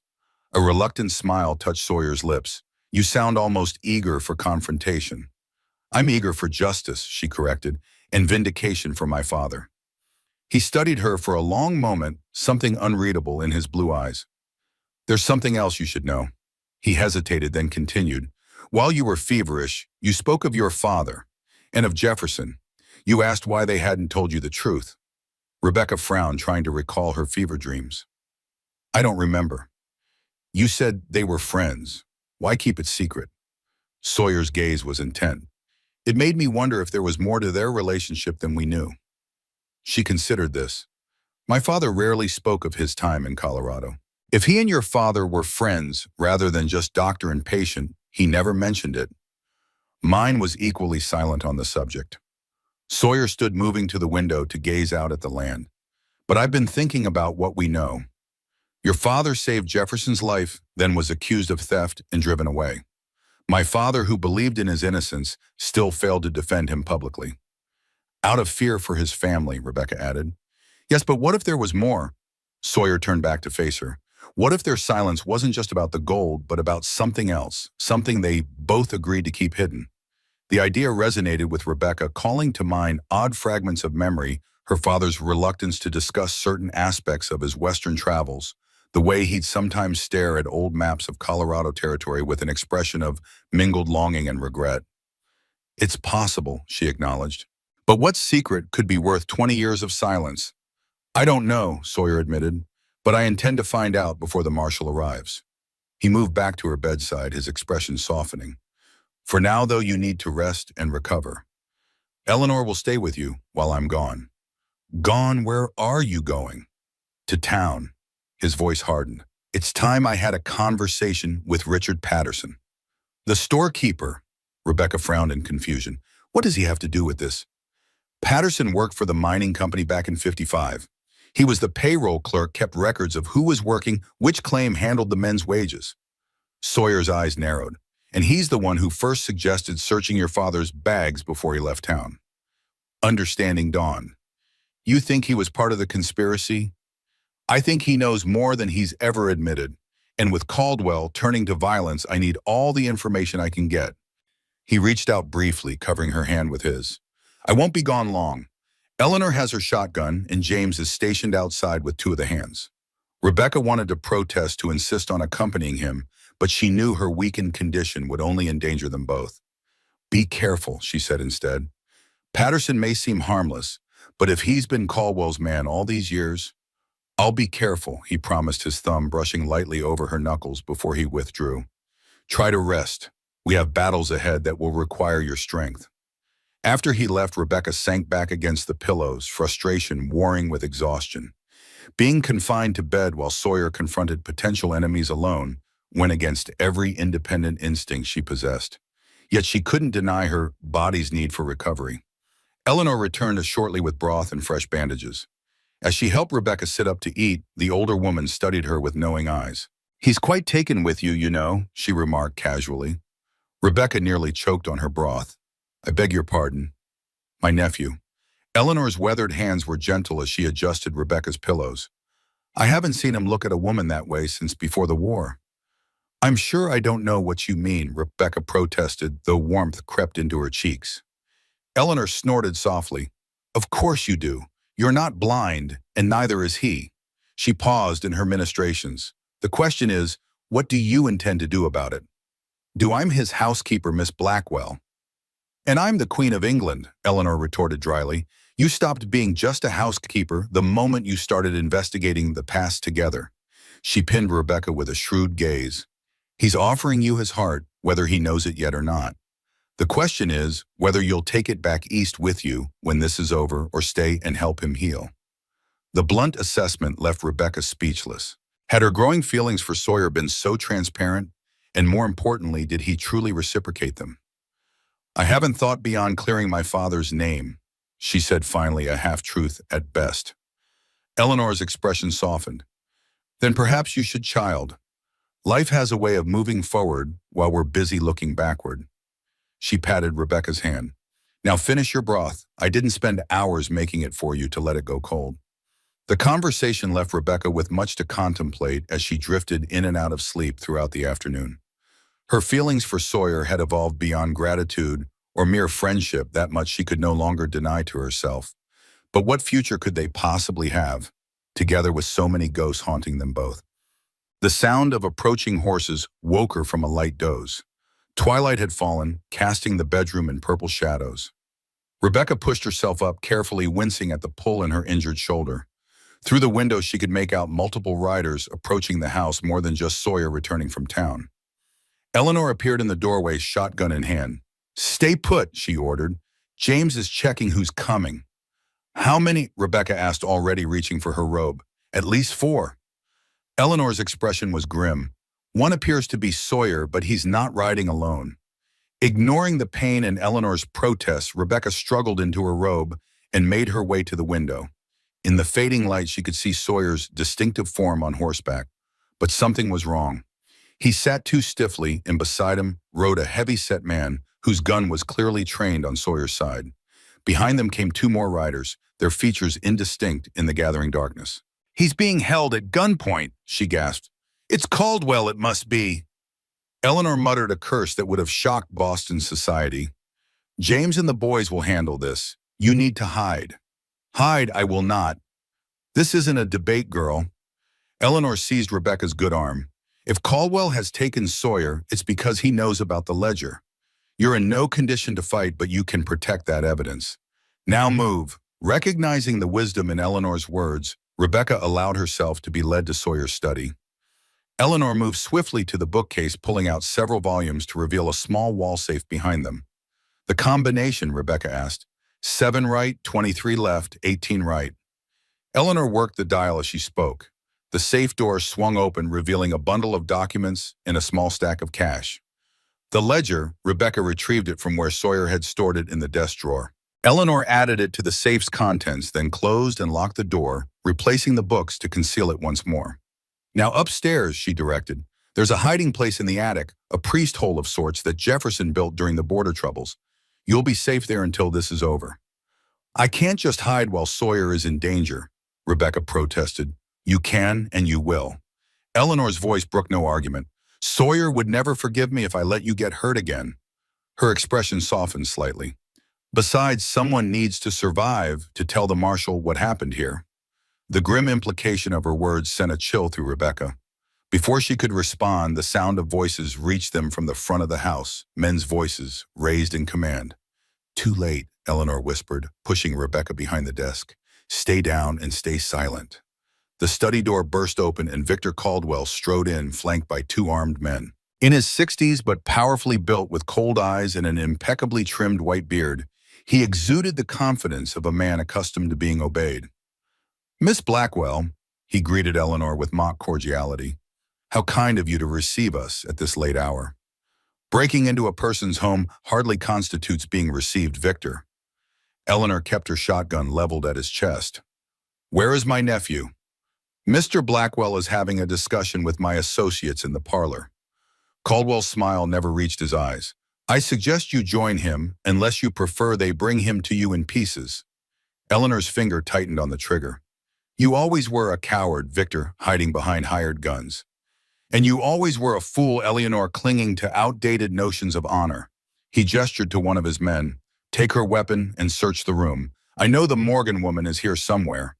As the man approached, Eleanor fired the shotgun blast, deafening in the confined space.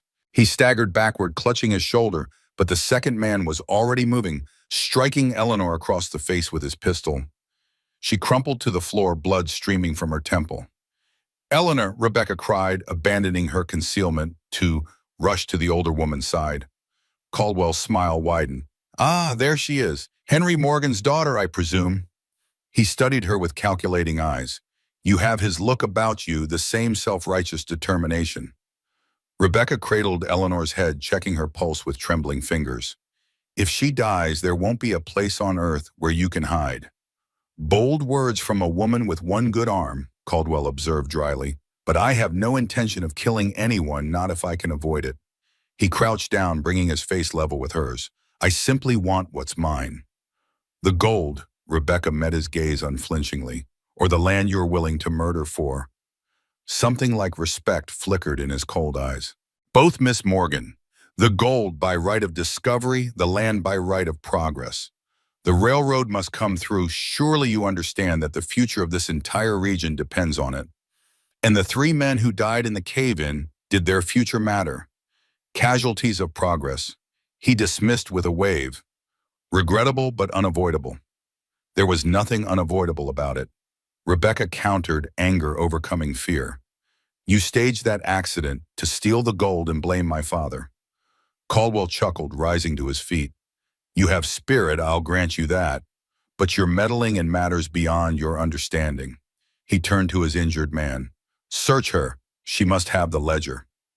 As rough hands pulled her away from Eleanor and began searching her clothing, Rebecca maintained her defiance. "The ledger is already on its way to the federal marshal," she lied. "He'll be here within days to investigate the theft and the murders." Caldwell's composure slipped momentarily. "You're bluffing." "Am I?" She smiled coldly. "Sawyer sent it with a trusted messenger yesterday, along with a full account of your crimes. Killing us now will only confirm our accusations." The banker's eyes narrowed as he calculated the truth of her claim. "Bring her," he ordered finally. "Let's see what Mr. Blackwell has to say about this." They dragged Rebecca to the parlor, where she found Sawyer seated in a chair, hands bound behind him, a cut above his eye trickling blood down his face. His expression when he saw her was agonized. "Rebecca." Her name was a pained whisper on his lips. "I'm sorry." "Are you hurt?" she asked, ignoring their captors. Before he could answer, Caldwell stepped between them. "Touching reunion, but we have business to discuss." He fixed Sawyer with a cold stare. "Your house guest claims the ledger has already been sent to Marshal Grant. Is that true?" Sawyer's eyes flickered to Rebecca's understanding dawning. "Yes," he confirmed smoothly. "It left yesterday with a ranch hand bound for Denver." Caldwell struck him hard across the face. "You're lying. Both of you." He turned to one of his men. "Tear this house apart. Find that ledger." As the man departed, Caldwell drew a chair opposite Sawyer and sat, appearing almost conversational. "You know, this could have been settled amicably. I offered you a fair price for your land, more's the end fair." "My land isn't for sale," Sawyer replied evenly. "Not to you, not to the railroad, not to anyone." "Everyone has a price, Blackwell." Caldwell leaned forward. "Even your father did." Sawyer's jaw tightened. "What are you talking about?" "Jefferson knew about the gold, knew I'd taken it. Why do you think he bought this particular parcel of land after the accident?" Caldwell's smile was reptilian. "He was smarter than you give him credit for. He blackmailed me in his own subtle way." You're lying, Sawyer growled. My father was an honest man. Honest men don't prosper in this world. Caldwell sat back, enjoying Sawyer's discomfort. He never publicly accused me, true, but he made sure I understood that he knew. The land purchase was his price for silence land he knew contained more gold than what I'd taken. Rebecca watched the color drain from Sawyer's face as the banker continued. Oh, he disguised it well, said he wanted to start fresh, become a rancher instead of a miner. But we both knew what he was really after. Caldwell's voice hardened. Unfortunately for him, he lacked the nerve to finish what he started. He could have been wealthy beyond imagination if he'd worked with me instead of against me. Is that why you've been trying to buy the ranch all these years? Sawyer asked, understanding dawning. Not for the railroad at all, but for the gold beneath it. The railroad is coming regardless. Caldwell shrugged. But yes, primarily for the gold. There's a vein running through the northern section of your property that would make the 55 discovery look like pocket change. And you're willing to kill for it, Rebecca interjected, drawing his attention away from Sawyer, just like you were willing to cause that cave-in and let 3 men die. Caldwell turned to her, annoyance flickering across his features. The Cole brothers were supposed to set a small charge, just enough to distract everyone while the gold was moved. They got carried away. So you admit it, she pressed. You hired them to stage the accident. What does it matter now? He spread his hands. The dead are long buried, and no one cared enough to question the official story. Even your precious father accepted his fate rather than fight back. He left to protect his family, Rebecca countered, not out of guilt or acceptance. Something shifted in Caldwell's expression. Yes, family was important to Henry Morgan, wasn't it? More important than gold or reputation. He studied her with new interest. Did he ever tell you about his time here? About the real reason he was studying mountain ailments? Before Rebecca could respond, the sound of breaking glass came from upstairs, followed by cursing. Caldwell frowned, rising from his chair. Find that ledger, he called up the stairs. It must be here somewhere. Sawyer caught Rebecca's eye, a silent message passing between them. She gave an imperceptible nod, understanding his intent. Whatever happened next, they would face it together. You won't find it, Sawyer said, drawing Caldwell's attention back to him. But I'll make you a deal. Let Rebecca go, let her ride to town unharmed, and I'll tell you where it is. Caldwell laughed outright. You're hardly in a position to negotiate, Blackwell. Aren't I? Sawyer's voice was cool. You need that ledger destroyed before the marshal arrives. I'm offering you a chance to get it without bloodshed. And I'm supposed to trust that you'll keep your word once the lady is safely away. Caldwell shook his head. I think not. Then we reach an impasse, Sawyer replied, because I'll die before I tell you otherwise. The standoff was interrupted by the return of Caldwell's man. Nothing upstairs, boss. Searched every room. Frustration darkened the banker's face. It has to be here. Maybe it is, maybe it isn't. Sawyer's calm was maddening. But you're running out of time, Caldwell. The marshal could arrive any day. How will you explain holding us at gunpoint or Eleanor's injuries? Calculation replaced anger in Caldwell's eyes. Perhaps another approach is needed. He nodded to his man. Bring me a lantern and some lamp oil. If Mr. Blackwell won't cooperate, perhaps he'll be more forthcoming when his precious ranch house is in flames. Terror gripped Rebecca's heart, but Sawyer's expression remained impassive. You burn this house, you'll never find what you're looking for. A calculated risk, Caldwell replied. But I've found that facing imminent death makes even the most stubborn men reconsider their principles. As the henchmen left to retrieve the requested items, Rebecca's mind raced. They needed to stall for time to create an opportunity for escape. Her eyes darted around the room, seeking anything that might serve as a weapon or distraction. Why did you really frame my father? She asked, suddenly drawing Caldwell's attention. It wasn't just because he was an outsider, was it? There was something personal between you. The question caught him off guard. Personal, hardly. He was merely convenient. Yet you've held onto your hatred for 20 years, she observed. That suggests something deeper than convenience. A muscle twitched in Caldwell's jaw. Your father was an arrogant Easterner who thought his education made him superior to men like me. Men who built this territory with sweat and blood. He came west to study us like specimens, to write papers for his Boston colleagues, about the primitive conditions of frontier medicine. That's not true, Rebecca protested. He respected the challenges of Western life. His research was meant to improve medical care for isolated communities. Is that what he told you? Caldwell's laugh was bitter. Did he also tell you about his friendship with Jefferson Blackwell? How they discovered the gold vein together during one of their research expeditions into the mountains? Rebecca glanced at Sawyer, whose expression reflected her own confusion.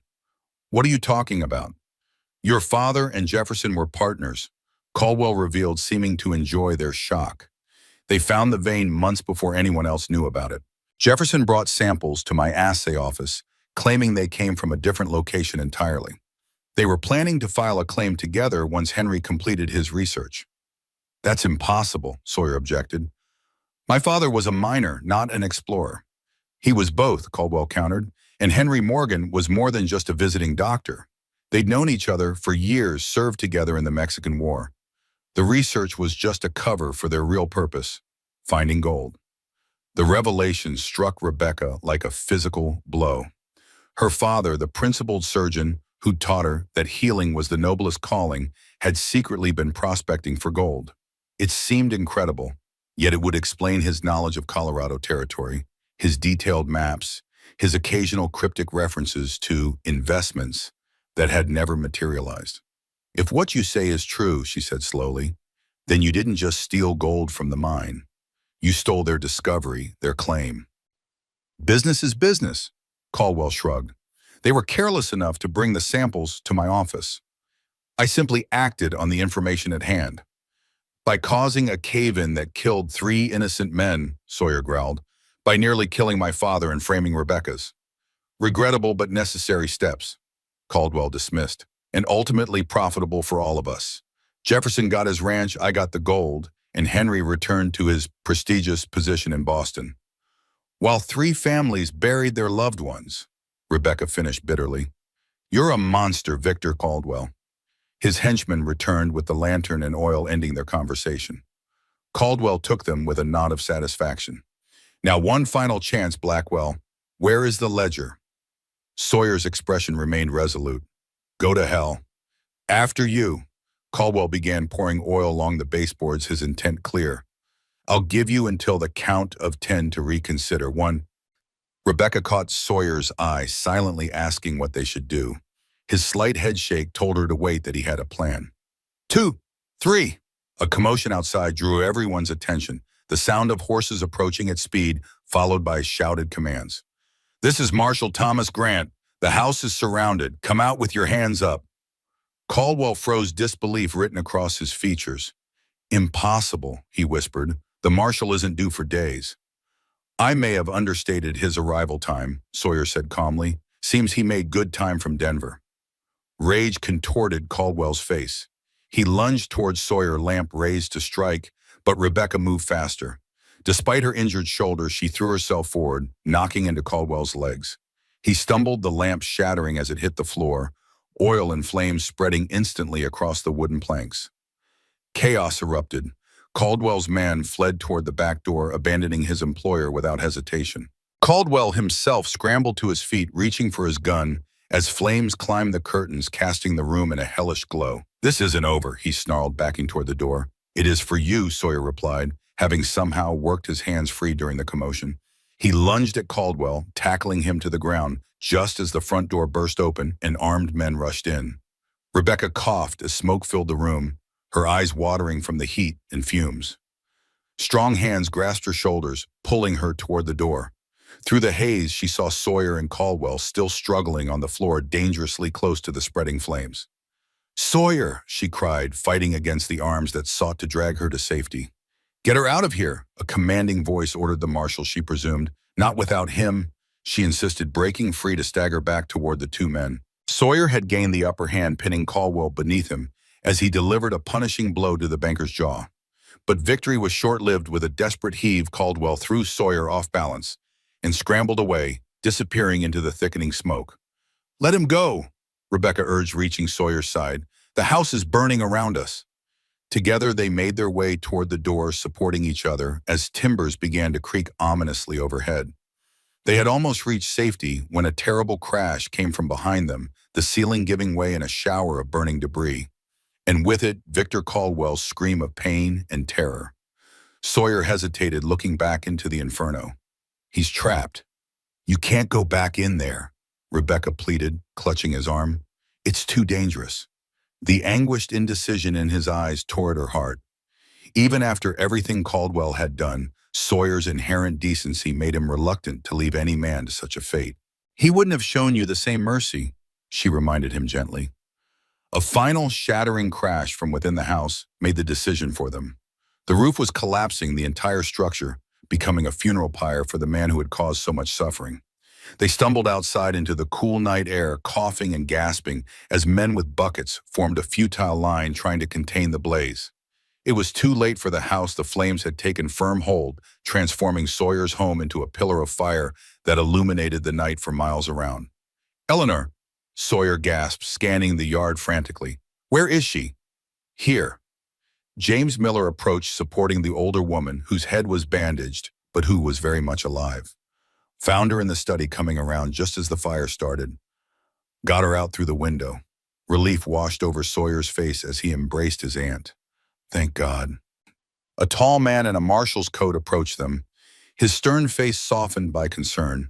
Sawyer Blackwell, I'm Thomas Grant, U.S. Marshal. Your man found me on the road to Silver Creek, said you had evidence of theft and fraud against Victor Caldwell. The ledger, Rebecca remembered with a stab of fear. It's still in the safe in the burning house. Sawyer squeezed her hand reassuringly. No, it isn't. I moved it this morning to the line cabin along with copies of all the evidence we'd gathered. I had a feeling Caldwell might make a move like this. The marshal nodded approvingly. Smart thinking, though I'd have preferred taking Caldwell alive to stand trial. He made his choice, Sawyer said grimly, watching as his family home crumbled into a mass of flames and embers. Just as my father and Rebecca's made theirs 20 years ago. The marshal studied them both with shrewd eyes. I'll need full statements from everyone and all the evidence you have collected. This case goes beyond local jurisdiction. We're talking about multiple felonies, including murder. You'll have everything, Sawyer promised. But first, Rebecca needs medical attention. Her wound has likely reopened. Rebecca started to protest that she was fine, but the sudden weakness in her legs betrayed her. The excitement and danger had depleted her already diminished strength, and the pain in her shoulder had intensified to a fierce burning. Sarah's at our cabin, James offered. She can tend to Miss Morgan while we sort this out. Sawyer nodded gratefully, then turned to Rebecca. Will you be all right if I stay to speak with the marshal? There's much to explain. Of course, she assured him, touched by his concern. The truth has waited 20 years, a few more hours won't matter. As James led her toward the cabin, Rebecca looked back at the burning ruins of the Blackwell ranch house. In its destruction, she saw a fitting metaphor of the past, with all its secrets and lies reduced to ashes, making way for something new to rise in its place. Whether that something new would include her and Sawyer together remained to be seen. But for the first time since arriving in Silver Creek, Rebecca felt certain that whatever came next would be built on truth, rather than deception, on choice rather than necessity. And in that certainty, she found an unexpected peace. Dawn broke clear and golden over the mountains, bathing the landscape in gentle light that belied the violence of the night before. Rebecca sat on the porch of James and Sarah's cabin, a blanket wrapped around her shoulders despite the growing warmth of the day. Her injury had been rebandaged, the pain dulled by Sarah's herbal poultice and a small dose of laudanum. The ranch house was gone. Nothing remained but smoking timbers and blackened stone. Men moved among the ruins, retrieving what few items might have survived the blaze. Of Victor Caldwell, there was no sign beyond charred remnants, too grim to contemplate. Penny, for your thoughts. Rebecca looked up to find Sawyer approaching, his face smudged with soot, but his eyes clear and focused on her. He carried a small wooden box, which he set carefully on the porch rail before taking a seat beside her. Just reflecting on how quickly life can change, she replied. A month ago, I was a school teacher in Boston preparing to marry a stranger. Now I'm sitting here watching the ashes of your home, having helped bring down a man who ruined my father's reputation. Do you regret coming west? His voice was quiet, uncertain. She considered the question seriously. No, she said finally. Despite everything, I don't regret it. The truth needed to be uncovered, no matter how painful. Speaking of truth, Sawyer opened the wooden box, withdrawing a folded paper yellowed with age. The marshal found this among Caldwell's effects at the bank. It was in his private vault, along with the stolen gold. Rebecca took the paper gingerly. What is it? A letter from my father to yours, written just before Henry left Silver Creek. Sawyer's expression was solemn. I haven't read it. It seemed right that you should see it first. With trembling fingers, Rebecca unfolded the letter. The handwriting was strong, but showed signs of the writer's physical pain, uneven in places with occasional ink blots where the pen had rested too long. Henry, by the time you read this, you will be on your way east, your reputation here in tatters, thanks to my cowardice. I write not to ask forgiveness, which I do not deserve, but to explain why I failed you so completely. Caldwell came to me as I lay recovering. He made it clear that if I defended you, Margaret and our unborn child would suffer the consequences. He has men willing to do terrible things for money, as we both discovered at the mine. I could not risk them, not even for the sake of justice or friendship. The claim we staked together remains our secret. I have purchased the land surrounding it using the settlement from the mining company. Someday when Caldwell's influence has waned, or when my son is old enough to defend what is his, the truth can be told. Until then, I will build something on this land that honors our dream of a better future. The gold matters little to me now. What matters is that you know I never believed the lies, never doubted your integrity for a moment. My public silence was my greatest shame, but it was the price of my family's safety. Take care of your Elizabeth and the child she carries. May they never know the peace of our Western adventure. Your friend, always, Jefferson. Rebecca read the letter twice, her vision blurring with tears. He knew, she whispered. My father knew why your father couldn't defend him. They protected each other's families in the only way they could. Sawyer's hand covered hers gently. They were honorable men, caught in an impossible situation. My mother was expecting me when this was written, Rebecca realized. Father never told me, never said a word about Jefferson Blackwell or their friendship or the claim they staked together. Perhaps he thought it safer that way, Sawyer suggested. Or perhaps the memories were too painful. Rebecca carefully refolded the letter, her heart full of newfound understanding for the father she had loved but never fully known. What happens now? She asked softly. The marshal has all the evidence he needs to clear your father's name officially, Sawyer replied. The recovered gold will be returned to the mining company's successors, with damages paid to the families of the men who died in the cave-in. And the ranch. A small smile touched his lips. Still mine. The house can be rebuilt better than before. He hesitated, his eyes searching hers. The question is whether you'll still be here to see it. Rebecca's heart quickened at the implication in his words. My 3 months aren't up yet, she reminded him. I'm not asking about our arrangement, Sawyer said, his voice deepening with emotion. I'm asking about after, about what you want. What I want, she repeated softly, turning to face him fully. I came west seeking security through marriage to a stranger. I found something very different. Danger and hardship. His attempt at humor didn't quite mask the vulnerability in his eyes. Truth, she corrected, and courage, and a man who values justice above comfort, honor above safety. She took a deep breath, gathering her courage. A man I've come to care for deeply. The hope that bloomed in Sawyer's face was like sunrise breaking through clouds. Rebecca, he began, then stopped, seemingly at a loss for words. Our fathers were partners in an adventure they never completed, she continued when he remained silent. Perhaps it falls to us to finish what they started, to build something meaningful on this land they both valued. Sawyer rose, moving to stand before her, then knelt at her feet. I'm not a man given to flowery speeches, he said, taking her hands in his. The war took something from me, a belief that the world could be simple and good. For years I've lived with ghosts, with nightmares, with a guilt that wasn't even mine to carry. I know, she said gently, but these past weeks having you here, his voice roughened with emotion, you've brought light back into places I thought would stay dark forever. Your courage, your intelligence, your compassion, they humble me. Rebecca felt tears gathering in her eyes, but these were different from the bitter tears of recent days. These were tears of joy, of possibility. I know this isn't the life you planned, Sawyer continued. It's not Boston. It's not easy or refined, or it's where I want to be. she interrupted, squeezing his hands. With you, if you'll have me. The smile that transformed his face then was like nothing she'd seen before, unreserved, radiant with joy. Rebecca Morgan, he said, his voice steady despite the emotion in his eyes. Would you do me the honor of becoming my wife? Not as a mail-order bride, not out of necessity, but because we choose each other freely and completely. Yes, she whispered, her heart too full for elaborate declarations. Yes, I will. He rose, then drawing her gently to her feet and into his arms. His kiss was tender, mindful of her injury, yet filled with a promise of passion to come. When they parted, he rested his forehead against hers, his breath warm against her lips. I love you, he said simply. I think I have since you stood in Patterson's store refusing to be defeated by his rejection. Rebecca smiled, recalling that moment that now seemed a lifetime ago. I think I began falling in love with you when you faced down armed robbers on the train without a weapon of your own. His laugh was rich and warm, perhaps the first genuine laugh she'd heard from him. So we were both smitten from the start, and here I thought I was being subtle.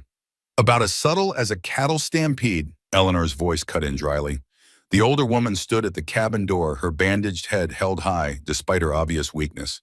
It's about time you two stopped, dancing around each other, and made it official. Sawyer kept his arm around Rebecca's waist as they turned to face his aunt. Your approval means the world to us, Eleanor. As if you needed it, she snorted, but her eyes were kind. Henry and Jefferson would be pleased, I think. Their children, building a future together on the land they cherished. The new house will have a special place for you, Rebecca promised. After all, family belongs together. Family? Eleanor repeated, testing the word as if it were unfamiliar. Yes, I suppose we are that now. She straightened, her practical nature reasserting itself. Well, don't just stand there mooning at each other. We have a ranch to run, a house to rebuild, and a wedding to plan. As Eleanor turned back into the cabin, muttering about young people and their sentimentality, Sawyer and Rebecca exchanged amused glances. She's right, you know, Sawyer said, gazing out at the land that stretched before them, land that would be their legacy together. We have much to do. And a lifetime to do it in, Rebecca added, leaning her head against his shoulder. Together they stood on the porch, watching as the morning sun transformed the ashes of the past into the promise of a new day. The dreams of Silver Creek, dreams of gold and fortune, of revenge and retribution, had given way to simpler, more enduring dreams of love, of family, of a future built on truth and trust. For Rebecca Morgan to be Rebecca Blackwell, it was more than enough. It was everything. Epilogue. 10 years later, the new house stood proud on the hill overlooking Silver Creek, larger and more elegant than its predecessor, yet still retaining the frontier charm that suited its surroundings. Roses climbed the porch railings, their fragrance mingling with the scent of pine from the surrounding forest. On the wide front lawn, two children played, a boy of 8 with his father's blue eyes and a girl of 6 who had inherited her mother's determined chin. Their laughter carried on the summer breeze, a sound that never failed to warm Rebecca's heart. Mama, look what I found. The little girl ran toward the porch, golden curls bouncing, a fistful of wildflowers clutched in her small hand. They're beautiful, Margaret, Rebecca smiled, accepting the slightly crushed bouquet. Just like you. From inside the house came the sound of a piano, Eleanor giving young James his daily lesson. The boy had inherited his grandfather's musical talent, along with his name, something that delighted Rebecca beyond measure. Riders coming, Sawyer's voice called from the barn, where he'd been mending tack. He emerged into the sunlight, still handsome despite the threads of silver at his temples, still moving with the same confident grace that had first caught her attention on that fateful train. Rebecca shaded her eyes against the afternoon sun, making out 3 figures approaching on horseback. As they drew nearer, she recognized Marshall Grant. Now Judge Grant, along with Tobias Marshall, grown into a fine young man who served as the ranch's foreman, and a third man she didn't immediately place. Is that Richard Patterson? She asked as Sawyer joined her on the porch. He nodded, his arms slipping around her waist. Wonder what brings him out this way. He rarely leaves town these days. They welcomed the visitors with the easy hospitality that had become a hallmark of the Blackwell Ranch. Over coffee served on the porch, Patterson revealed the purpose of their visit. We found it, the storekeeper announced, his watery eyes bright with excitement. The original claim stake that Dr. Morgan and Jefferson filed. It was hidden in the old assay office wall, must have been put there by Daniel Cooper before the cave-in. Judge Grant produced a yellow document from his saddlebag. It's legitimate, filed with the territorial office in Denver 3 months before the accident. Lists both men as equal partners in the claim. Sawyer unfolded the paper carefully, Rebecca looking over his shoulder. There in faded ink were the signatures of their fathers side by side on a document that proved what they had long known, that Henry Morgan and Jefferson Blackwell had been partners and friends, their dream of prosperity cut short by one man's greed. What does this mean legally? Rebecca asked, though the document's historical significance to their family far outweighed any practical considerations. It means the northern section of your property, where the gold vein runs, officially belonged to both your fathers, the judge explained, and by inheritance to both of you. Sawyer laughed softly. So we own it together twice over, once by marriage and once by inheritance. Fitting, Rebecca agreed, her fingers tracing the signatures that had brought them together across time and distance. Patterson cleared his throat awkwardly. There's something else. He reached into his pocket and withdrew a small object that gleamed in the sunlight. Found this among Cooper's effects as well. Thought you should have it. He placed it in Rebecca's palm, a gold pocket watch, its case dented, but the mechanism inside still ticking steadily after all these years. She opened it with trembling fingers to find an inscription she knew by heart. To Henry Morgan, for services rendered with honor. 1863. My father's watch, she whispered, tears filling her eyes. I thought it was lost forever when Caldwell's men searched me that night. Cooper must have taken it from your father before he left town. Patterson explained, genuine remorse in his voice. I never knew, never would have allowed it if I had. Rebecca closed her hand around the watch, feeling its steady pulse against her palm like a heartbeat from the past. Thank you for returning it. After their visitors departed, promising to return for the Harvest Festival the following month, Rebecca and Sawyer remained on the porch watching their children resume their play in the golden afternoon light. Our fathers would be proud, Sawyer said softly, his arm around her shoulders, of what we've built here, of what we've become together. Rebecca leaned into his embrace, the watch still warm in her hand. They gave us more than land or gold, she reflected. They gave us a legacy of friendship that survived betrayal, of honor that endured despite impossible choices. And we've given their grandchildren something they never had, he added. Peace, security, a home untainted by secrets. As the sun began its descent toward the mountains, painting the sky in shades of amber and rose, Rebecca felt the familiar sense of rightness that had become the foundation of her life in Silver Creek. She had come west seeking security through marriage to a stranger, only to find a deeper security in love, freely given and received. The mail-order bride, who never reached her intended destination, had found her true home, not in a desperate arrangement born of necessity, but in the arms of a man who had chosen her as deliberately as she had chosen him. And in that choice, made and remade each day, they had transformed the dreams of Silver Creek, from visions of gold and fortune to the more enduring treasures of family truth and love that would last beyond their lifetime.